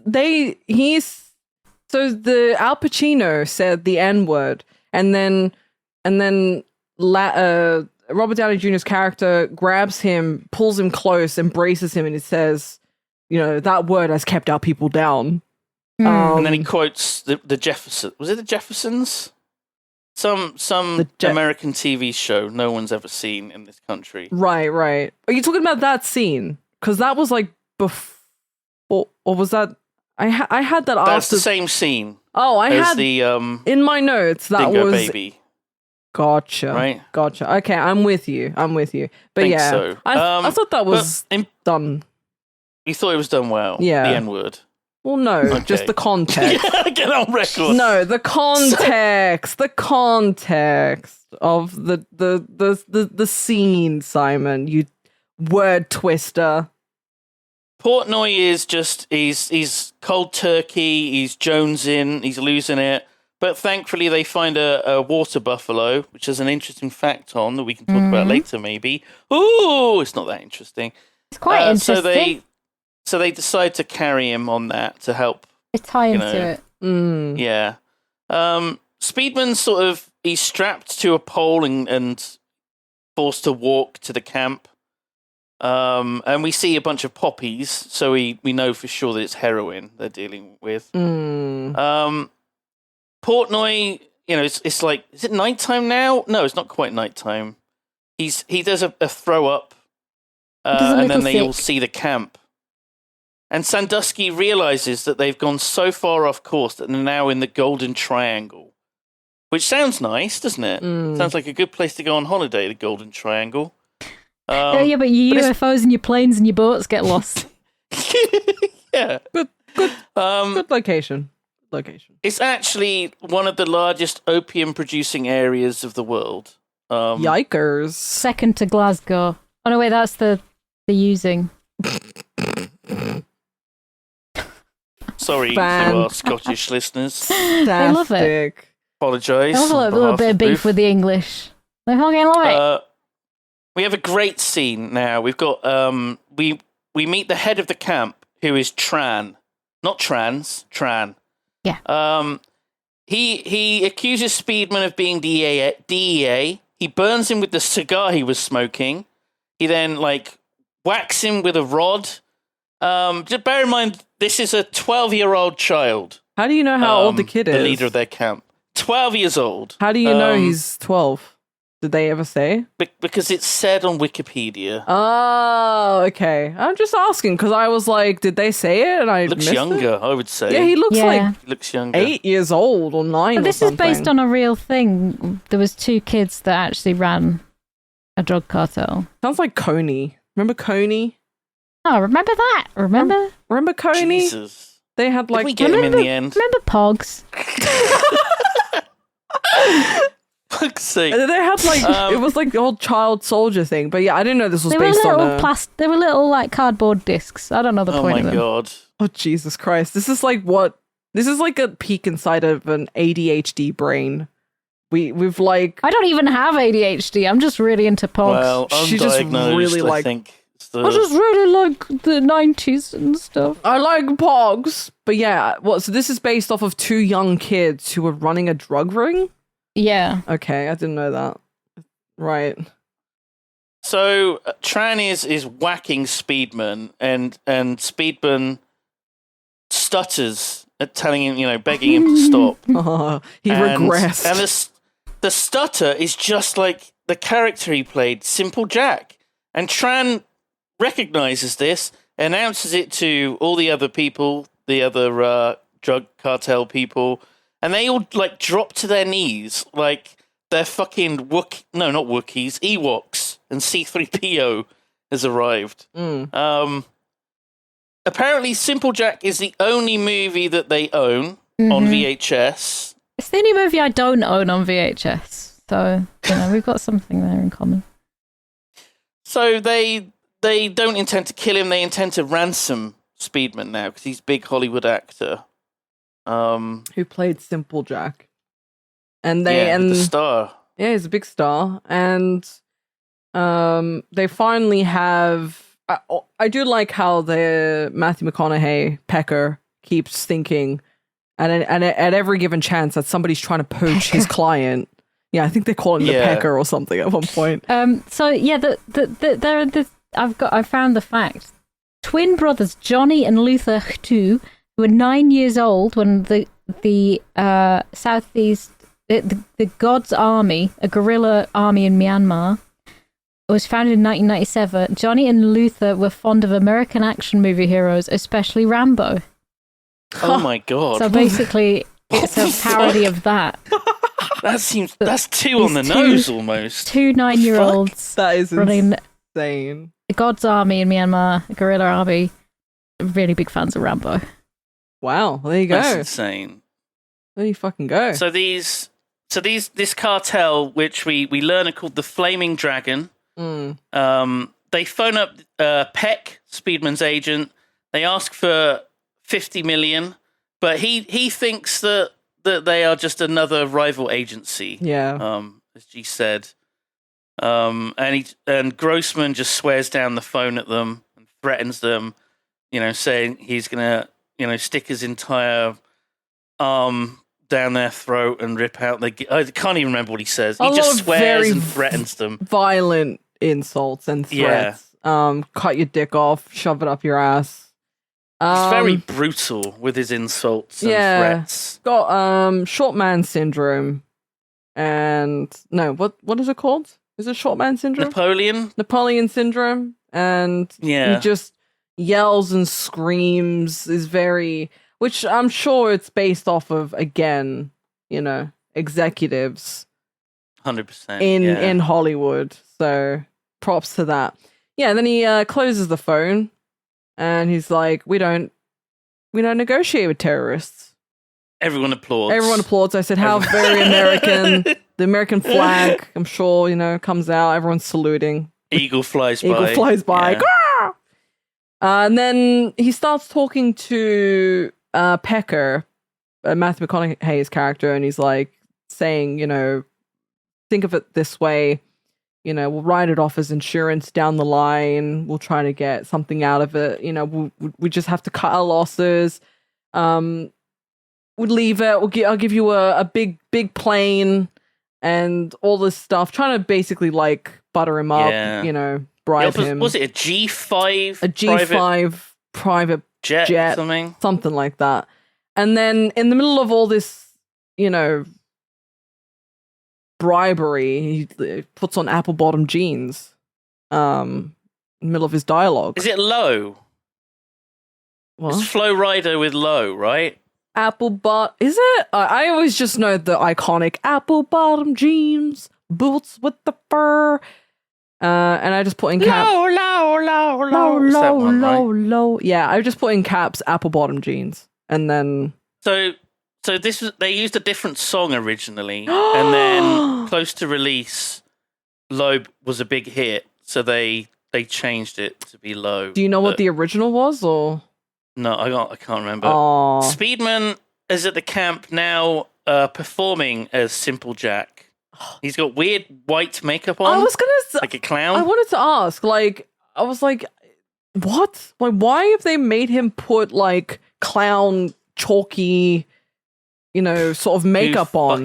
As if to they give him these gross teeth to put in his mouth. Oh, the dentures of an elderly person from the village. Don't even wash it. They're more like Simple Jack's teeth. Yeah. And he's got the wig on and everything, so he looks like Simple Jack. I love this. This might be jumping forward a little bit, but the scene where he takes all of it off, and then I think I realized that his wig is a coconut or something. The shavings from a coconut. I was like, that's brilliant. That's so good. It's beautiful. So our other soldier actors are trying to come up with a plan on how to rescue their captured comrade. Portnoy's got a great idea based on a TV movie that he was in called Sex Camp. Skinemax. Which is on Skinemax, which involves tying lingerie together and making a catapult, and then they catapult into the camp, and then there's just silence from his comrades. They decide to go with the actual plan that's in the script. Yeah, the actual movie script, and not Jack Black's fucking fever dream. In the original draft, that they were originally going to try and catapult into the camp. That was part of it. And then Ben Stiller decided not to. Chad. What a Chad. Chad. Robert Downey Jr. is also losing his mind. He's been in character for too long, I think, as well. And also, like, obviously the stress of the situation is probably sending him over. You can see that he's, like, losing it a little bit. And then there's a revelation. What's the revelation, G? Well, it's kind of a revelation that Al Pacino's character doesn't actually like pussy and booty sweat. He might... Well, maybe booty sweat. Yeah, just not from, you know... He's homosexual. Gasps in 2008. Apparently, they were going to give this role to Kevin Hart. Oh, you cucked me. I was going to say that. Go on. Yeah, the part was offered to Kevin Hart. He read the script and didn't want to play a gay character. And then So he refused to do it. Yeah. he clarified later that it was because he didn't think he could convincingly play it, but he literally said, I don't want to play a guy who kisses other dudes or something like that. Right. He doesn't. At no point do we see him kiss another dude. Well, No. I mean, right, when you're initially told that, you're Cringe. like, here is a role of a guy who acts like this, but in reality, he's, you know, in the closet or whatever. So right off the bat, you got this, like, the surface level preconception. So you don't know what's going to happen in the film. But again, it goes back to that thing of getting someone who's not of that thing to play that person who is that thing, I guess. But I was... Because the character he seems a lot like Rudy Rod from Fifth Element, Yeah. right?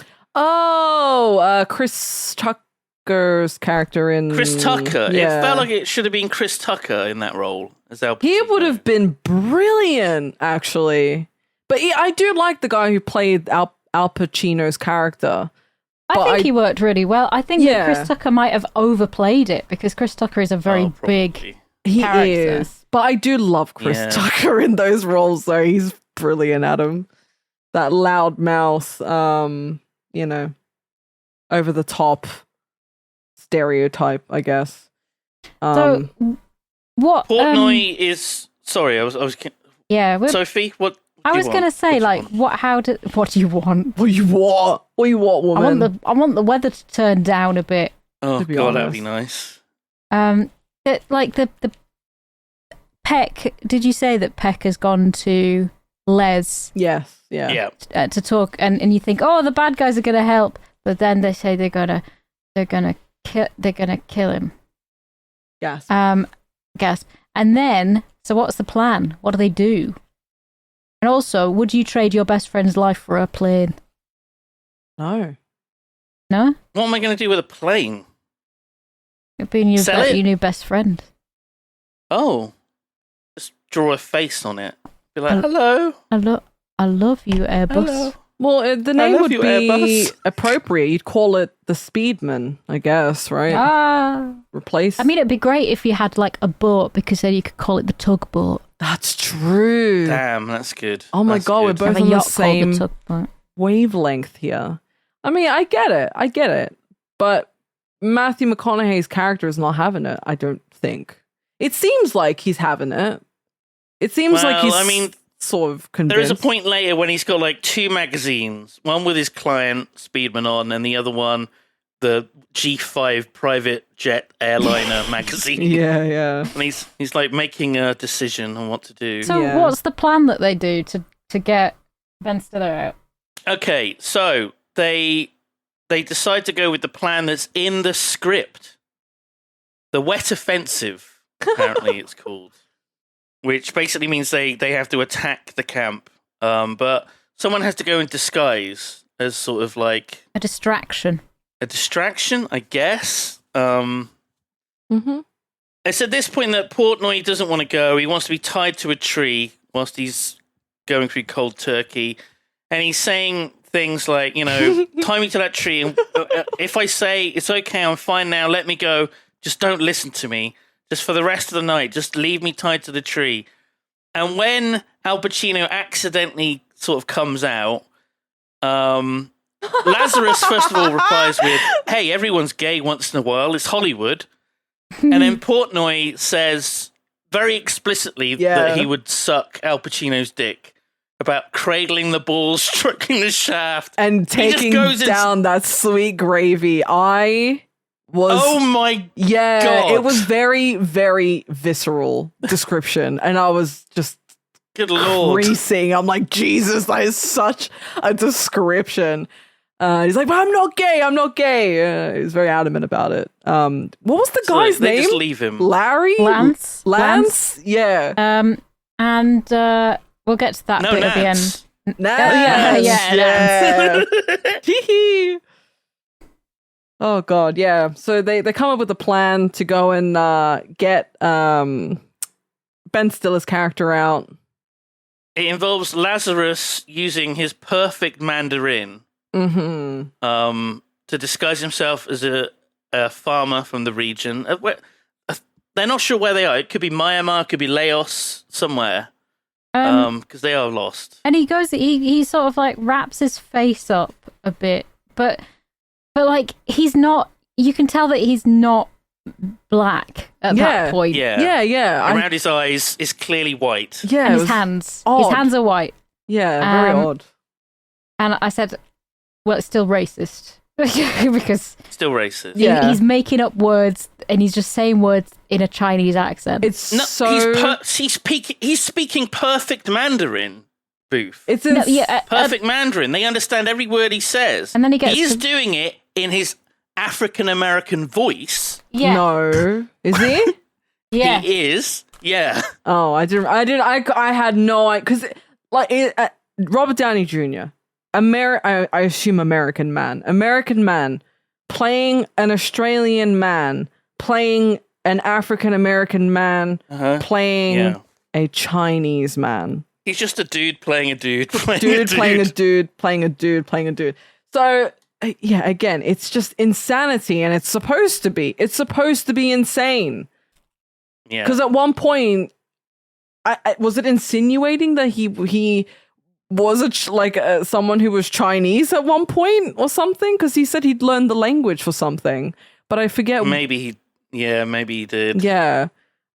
Oh my God! Thankfully, we didn't see that. Yeah. Well, I'm thinking of You Only Live Twice, where James Bond has to have like eye surgery, right, to make him blend in. Oh jeez. Yeah. Oh jeez. Yeah, that was the thing that happened. But yeah. Women like you. Do you know why the women like you? Or the hair.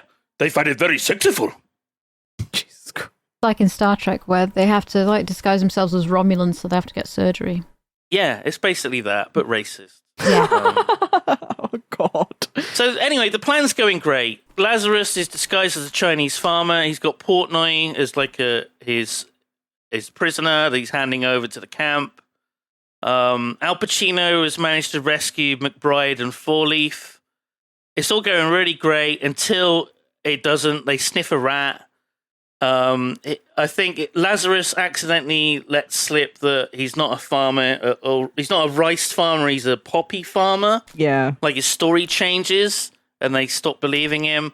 And then he like strips off his disguise, gets out 2 guns, shoots them in the air and says, "I'm a lead farmer, motherfucker." I fucking love that line. I thought that was great.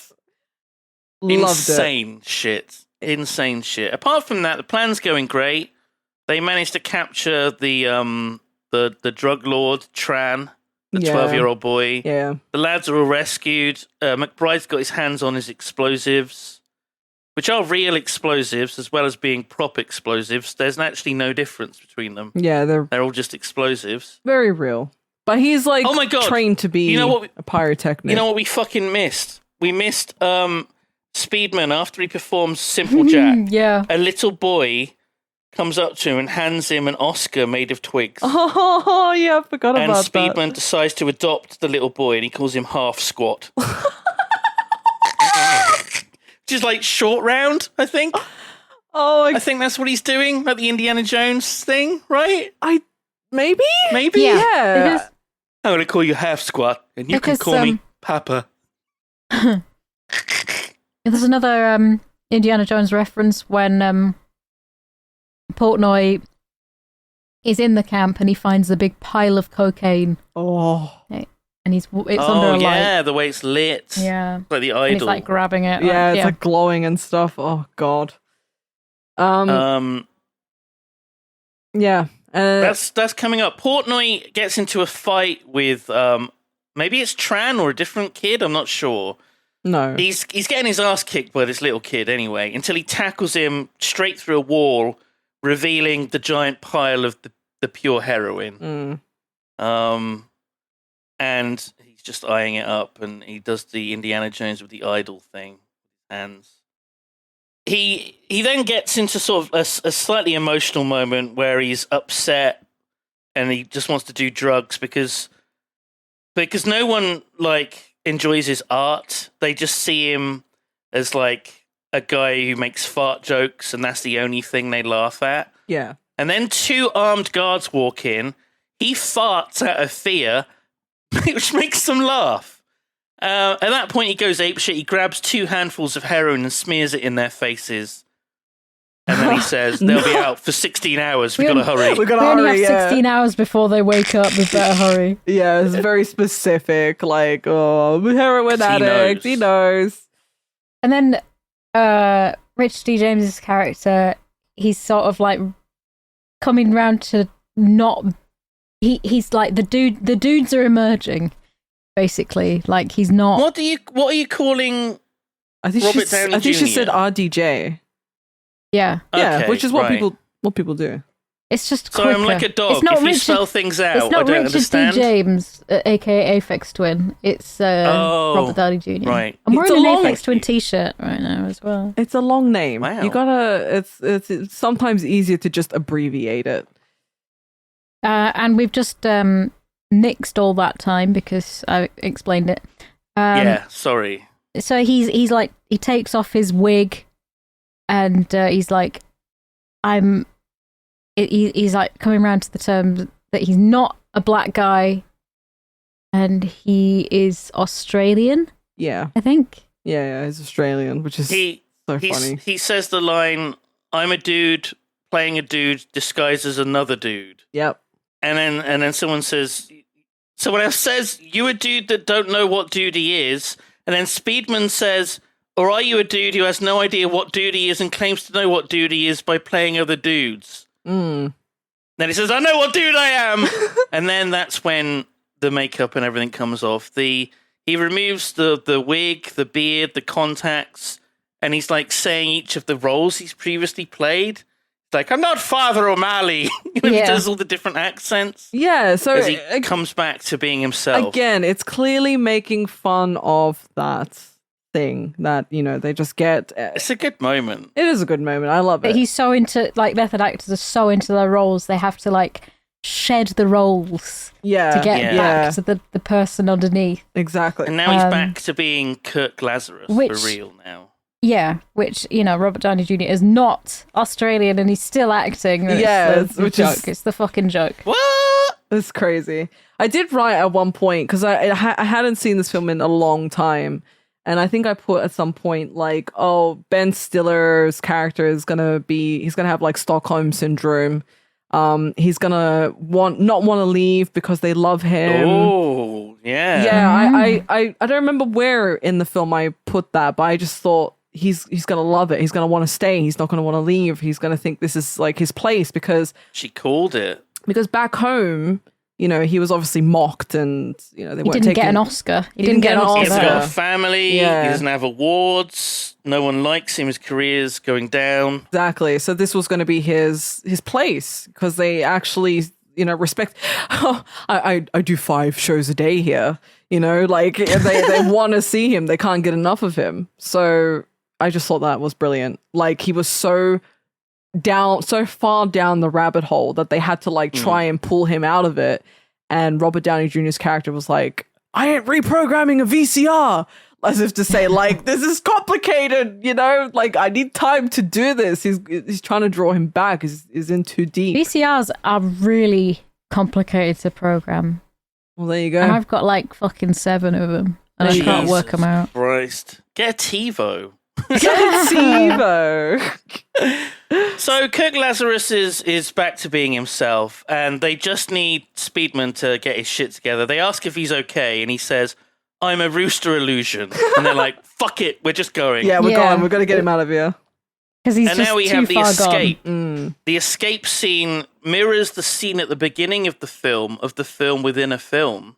I don't know if you noticed. I did. did Very notice. subtle. It's just like in the movie. Whoa! It's very subtle.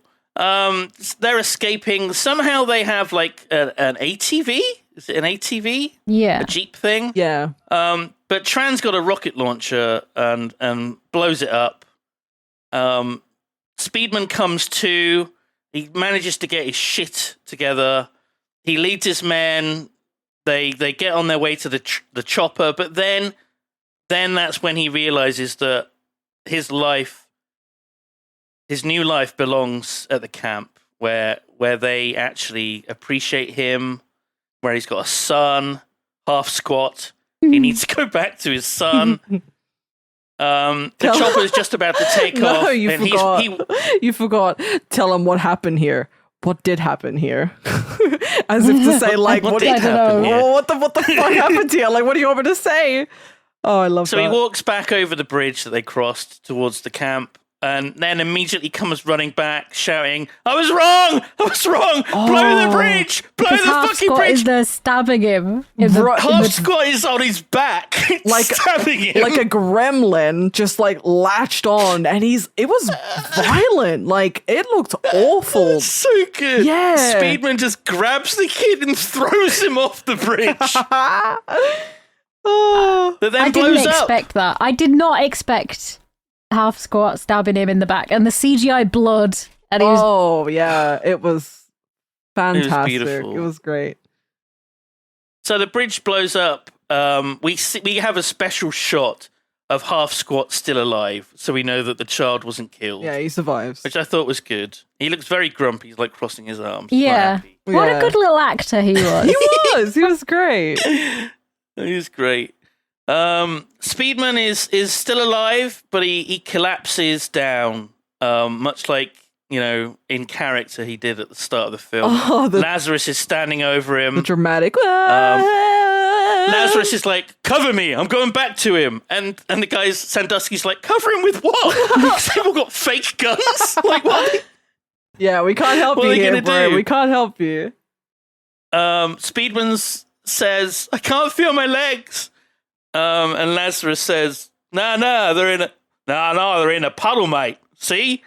Oh, There's no. a puddle He right says, there. I'm going cold. Yeah, my legs are cold. My legs are I cold. can't feel my I legs. can't feel my legs. They're in a puddle, mate. Oh, I love that part. And then we get Speedman crying. He actually cries for real. So character growth. Yeah. Everybody's had a little bit of character growth in this film, haven't they? Yeah. And he hasn't had his hands blown off as well, Yeah. so that's a plus. Still retains Bonus. his hands. So they make it back to the chopper, and they're about to escape. Peck arrives with the fucking TiVo. Inexplicably, I don't know how he got there. Matthew McConaughey is there with his TiVo. But Tran is about to shoot a fucking grenade launcher or rocket launcher at the helicopter. And then Peck makes the ultimate sacrifice by throwing the TiVo at the rocket, causing it to explode instead of hitting the helicopter. Which I'm not sure that's how it would work, to be honest. I think it would. I think TiVos are very, very, they're very versatile Yeah, and and very sturdy. robust. Yeah. Yeah, famous for their robustness. And that's the end of the action in the jungle. We now cut to the Oscars. Kirk Lazarus is on stage about to announce the winner for Best Actor. And would you believe it? It's not John Voight. It's Tug Speedman who wins for his role in Tropic Thunder, the true story behind the making of the most expensive fake true war story ever. It's then revealed that the film has won 8 Oscars that year and made $400 million at the box office. Sheesh. Yeah, it was a scene between Tom Cruise's character and the other guy who's like his right hand man. And Rain, is it Rainn Wilson? What? Who's that guy? The one that's certainly not Rain. Oh no, what's his It's the name? other one. Yeah, I know exactly the guy that you mean. Oh no, why? Bill Hader. We're relying on. Oh my god, she actually got it right. It's Bill Hader. That's right. That is insane. Oh my god, face blindness woman somehow managed to get it right. He looks like I had a friend called Jonathan, and he looks just like him.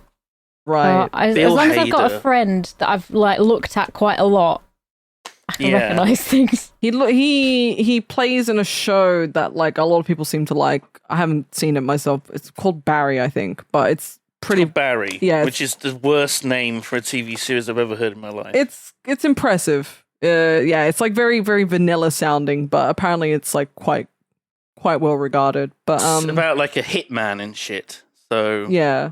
Yeah. But yeah, so there's like that whole end scene where they're like, "Oh, it all worked out in the end," and yeah. And then we get Tom Cruise doing a fucking special dance. Yeah, which I loved, to be honest. And that's the final scene of the movie, is just Tom Cruise just dancing. Great. For the credits. I wrote down, do we never find out about not Owen Wilson? And then in the credits, he's on a plane and he's fine.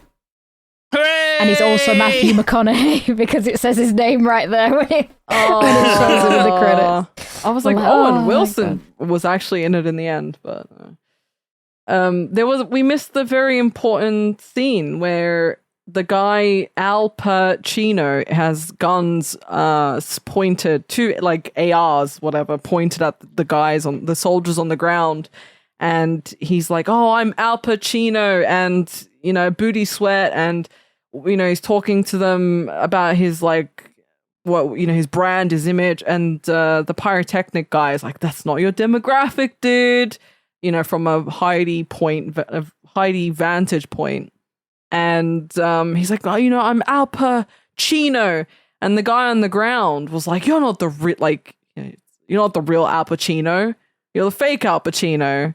And all I could hear in my mind was, "Stimpy's got..." Is it Stimpy or Limpy? Limpy's got cancer. Limpy's got cancer. Hey, there he is. We also, I failed to mention at the end, at the awards ceremony, he's sitting next to his boyfriend, Lance Bass. Yes. His actually name is Lance. That man is actually called Lance. Lance Bass or Bass. They don't kiss, but they have He puts his arm around him, I think. He was in NSYNC. Is that the NSYNC guy? I had no idea. Holy shit. Well, there you go. Oh, I love NSYNC. Tell me why. Oh, they're fantastic. Heartache. Tell me why. And he was in Zoolander as well, as one of the guys. So many people in Zoolander. I watched that recently, and it's fucking fabulous. I do love Zoolander. Scoofins. Looking at it was Backstreet Boys that sang that, by the way. That was a joke. Just in case listeners get angry and leave a comment. Yeah. I felt like I had to say that. Sorry. Yeah, Sorry. yeah. Anyway. We don't want another John Candy situation, right? No. Yeah. I love it. I love it. I love it. Final thoughts, G-Star Games. It was your pick. Rating. Well. Yeah, final thoughts and rating. Okay. Yep. Very much a product of its time, but I do think it's funny still. Obviously there's a couple things that are like outdated in terms of some of the jokes, which just would not fly. But again, using those kinds of jokes, making fun of like sort of stereotype type of thing, it won't fly today. But it is a movie of the 2008. I get it. It's very satirical, very parody, poking fun at Hollywood. I have to be in a certain type of mood to want to watch a type of film like that because, it's very wacky. You don't know what's going to happen. Literally, it doesn't follow normal rules because, it's a satire. Like, you never know what they're going to say, what they're going to do, what plan they're going to come up with. So you have to be in that type of mood. With that being said, 2 stars. Probably, I want to say like a 6. 6 out of 10. A 6 out of 10. Okay. Yeah, I think it's good. There's a lot of laugh out loud moments. Obviously, I'm older now, so I can see, what they were. That's how time works. Yeah. Yeah, I mean, 2008. Now it's 2023. What? Oh my god! I know we're not in the. It's not 1985, Booth. It's not 1985. Ah. Yeah, I think they did a good job. It's good movie. Good movie. 6. I think 6 is 6. Sure. yeah. There you go. All right, Biff. No, I want Booth to go last because I think it'll be a surprise. Okay. I also gave it a 6 out of 10 G-Star Games. Ooh. When I first watched it, I remember it being pretty damn funny, but so much of the humor relies on that element of surprise. Yes. And if you've already seen it and remember it, it doesn't quite land as hard, those jokes. Yes. So I don't think it fared so well on the rewatch. But I thought it was, a pretty simple story with a great cast doing pretty well. I didn't think it was that much of a biting satire of Hollywood that it kind of thought it was. I thought it was relatively shallow. Wait, why? I know you're giving but that's your just final. my opinion. Why do you? That's just my opinion of it. But it is a comedy. Okay. So okay. Sure. Why do you think it's shallow? Why do you think me and Booth are reading too much into it? And you I think it's shallow because it's so easy to read it. I think that's the issue. Gotcha. I think, in my opinion, with really good satire, you don't realize that it's satire, and it takes a while to unfold it and figure out just what it's trying to say because it's much deeper than you think it is. But for with this, for the message, it's not deep at all. For the message to Very land, obvious. and you might not have the answer to this, and that's fine because it's you have to really sit and think about this kind of stuff. For the message to have landed, what would they have to have done to make it more subtle and not so like? That's such a complicated thing to answer. Well, it is complicated, which is why I said you probably won't have the answer. But I think for this kind of movie, it was never going to be much deeper than it was. So I think it did fine for what it was. Right. An action comedy movie.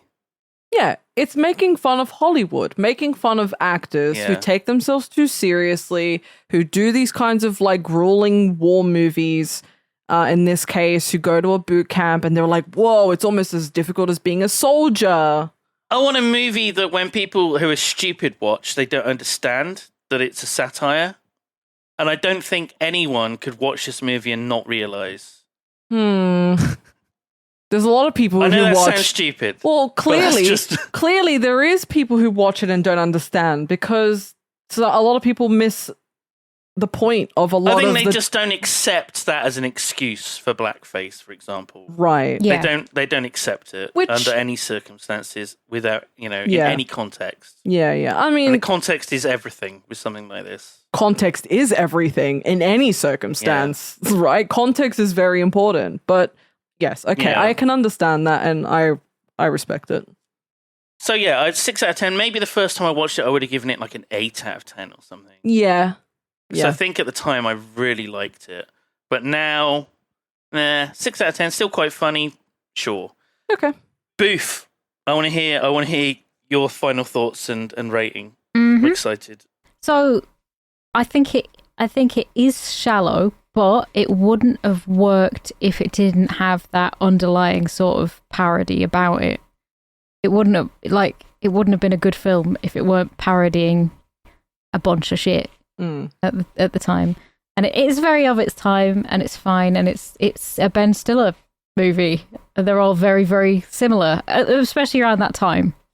Because I haven't seen all of them, but they're it's a Ben Stiller movie, and it was a bit of a laugh, and I didn't know what to expect because this is the first time I've seen it, and I knew that Robert Downey Jr. was going to be in blackface, but I didn't know why, and I didn't know the point of it, so I did have to read about it, and I was interested to hear what people of colour thoughts were on that situation, and what the whole thing was. But yeah, it was quite shallow, but you know what? I gave it a 4.5 out of 10 because it's fine, but I really fucking hate Jack Black. Oh my god! Really? Oh my god! You just sat on that for a while. You really sat on that. What the fuck? I just find him so irritating. Beef, what rating would you have given it if Jack Black wasn't in it? 5. He only knocked off half a star. But why do you his not ears like... are too small for his head. I mean, what the fuck? I just find his whole character just quite abrasive. Character or acting personality / character? Because I don't know him in real life. But I've only seen him in films. Brashness. Well, that's why I said that's why I said acting personality. So because he's very, typecast in the sense that he gives a shit what he's like in real life. I'm sure he's lovely. Yeah, but I'm sure he is, I don't see him in real life. I'm not friends with him. I see him in fucking movies, and he's an irritating asshole, and he ruined fucking Star Wars by being in The Mandalorian. All right, relax. Oh my god. What the fuck? I mean, I think that most of the people that were in this, they're just... I mean, at least Robert Downey Jr. played a lot of different parts in that. But Ben Stiller plays Ben Stiller. Jack Black plays Jack Black. I got you farts. Yeah. And it's fine. I didn't mind watching it, and I had a few laughs about it because Ben Stiller's funny. And it was a fine film, but I probably won't watch it again. I will say, I did not expect Robert Downey Jr. to be in it because I think this was around the time that I think he finished filming Iron Man. Yeah, and it's because he obviously had a very tumultuous comeback story in Hollywood. He was on the down. Comeback. Yeah, he had a really rough time of it. He was very hard on drugs and drinking and all that kind of shit. And then he got clean, and I think Iron Man put him, doing those films put him on the right track again and stuff. But yeah. This was I think after they had done Iron Man. So, but yeah, I think they all did a really good job. I think they nailed it. I just think it's fine. It's a fine movie. I had a few giggles. It was stupid. It was dumb, and it did the job. It was fine. I literally said it's fine, 3 times. That's my final thoughts. I wrote 4.5 out of 10. Fine. I mean, that's higher than I thought you were going to give it. So, yeah, I was bordering between 5 and 6. Yeah. So, yeah, I can see that. And Okay, trivia, ladies. Would you like to move on to trivia? We've put little bits of sprinklings of trivia throughout it anyway. Yes. We have. Have we mentioned that Robert Downey Jr. was nominated for the 2009 Oscars for Best Actor in a Supporting Role for Kirk Lazarus? We didn't mention that, but that... Can you believe that? Can you fucking believe that? Isn't that insane? Yeah. So they've put... So I think in my notes I put... He was nominated for a BAFTA, a SAG, and yes, an Oscar. He didn't win, though, because he lost to Heath Ledger in... Rest in peace. For his role in Joker. For his role in The Dark Knight as the Joker. Yeah, kind of. He was wild. a good actor. He was good in it. He hammed it up, and it was stupid. He did the part. He's a good actor. Yeah. In the film, we have to say this, right? What? In the film, Kirk Lazarus says, "I don't drop character till I've done the DVD commentary."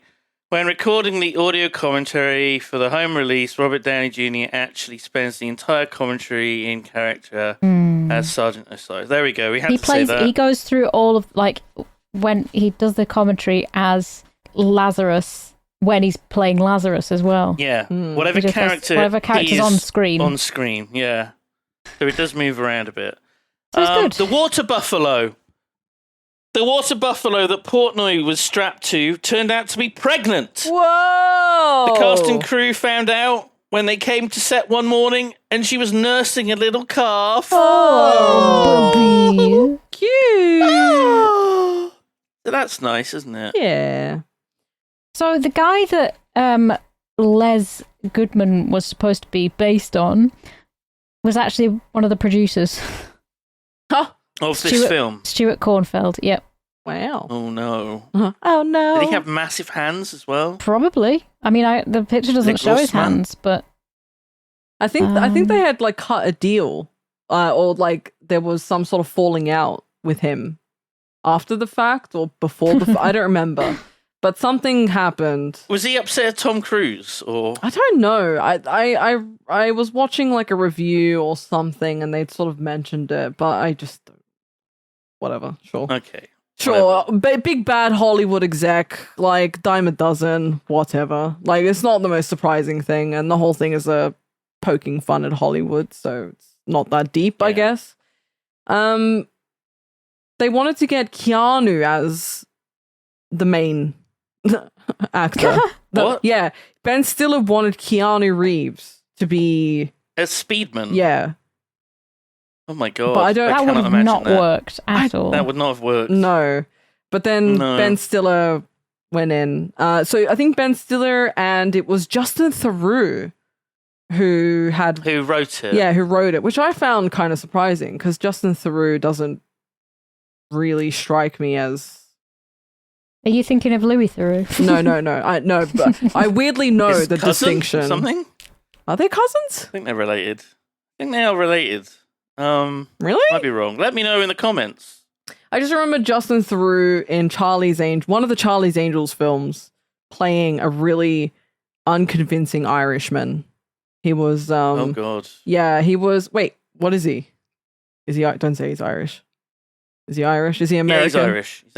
He's actually Irish. Theroux, famous Irish name. I don't know. Okay, you never know. You never know. I don't know what's going on anymore. So he played The U.S. Army. Can I just move on? Can we just? We're at 2 hours and 10 minutes, and you're talking about Justin Theroux playing an Irishman in a different movie. Go, fine. The U.S. Army 25th Infantry Division is known as Tropic Lightning. They're based in Hawaii, and they operate in the Asia-Pacific region. So the name Tropic Thunder probably came from them. Just to let you know. Just a little bit. Yeah. I found this very interesting. Film appeared on several critics' top 10 lists for best films of the year of 2008. Stephen King placed it fourth, calling the film the funniest, most daring comedy of the year. Mm-hmm. Stephen King. What a genius. Thanks, Stephen King. Thanks, There you Stephen. go. Very cool. Stephen, very Stephen Very King. cool. The box office, it did very well. It had a budget of 92 million, and it was at the top movie. It was a top movie at the domestic box office for 3 weeks in a row, and I think it made 195.7 million worldwide. So that's pretty good. I bet you, on their Hollywood accounting, it made a loss. And they could just write everything off. Yeah, Those bastards. that was bastards. And of course, would it make a good video game? yeah. There's a board game called Advanced Squad Leader that was published in 1985 that has a more recent expansion that was called Tropic Thunder, released in 2004. Completely unrelated, 'cause this was 4 years before the film. But that happened. Cool. But a video game... I mean, yeah, sure. There's been loads of video games that are sort of similar, based in... But how does it work? Do you go around shooting people, but it's blanks? You're shooting blanks. I don't know. True. How do you Actually, kill yeah. baddies? Maybe it might not work. Actually, Yeah. Maybe it wouldn't. Maybe this is the first where we're like, Bit too tricky to sort of navigate around. yeah. I'm pretty sure we didn't think Twisted Pair would make a good video game. Yeah, that's kind of shit. No, I don't remember what response we gave for that, but yeah, good lord. We may not have answered it. Also, I think because like right at the end of my document, I put, "What about white chicks?" Remember white chicks? Oh, Yeah. Question mark. God Almighty! Yeah. Remember white chicks? I watched that reasonably recently because my mom loves that film. Yeah. What the fuck?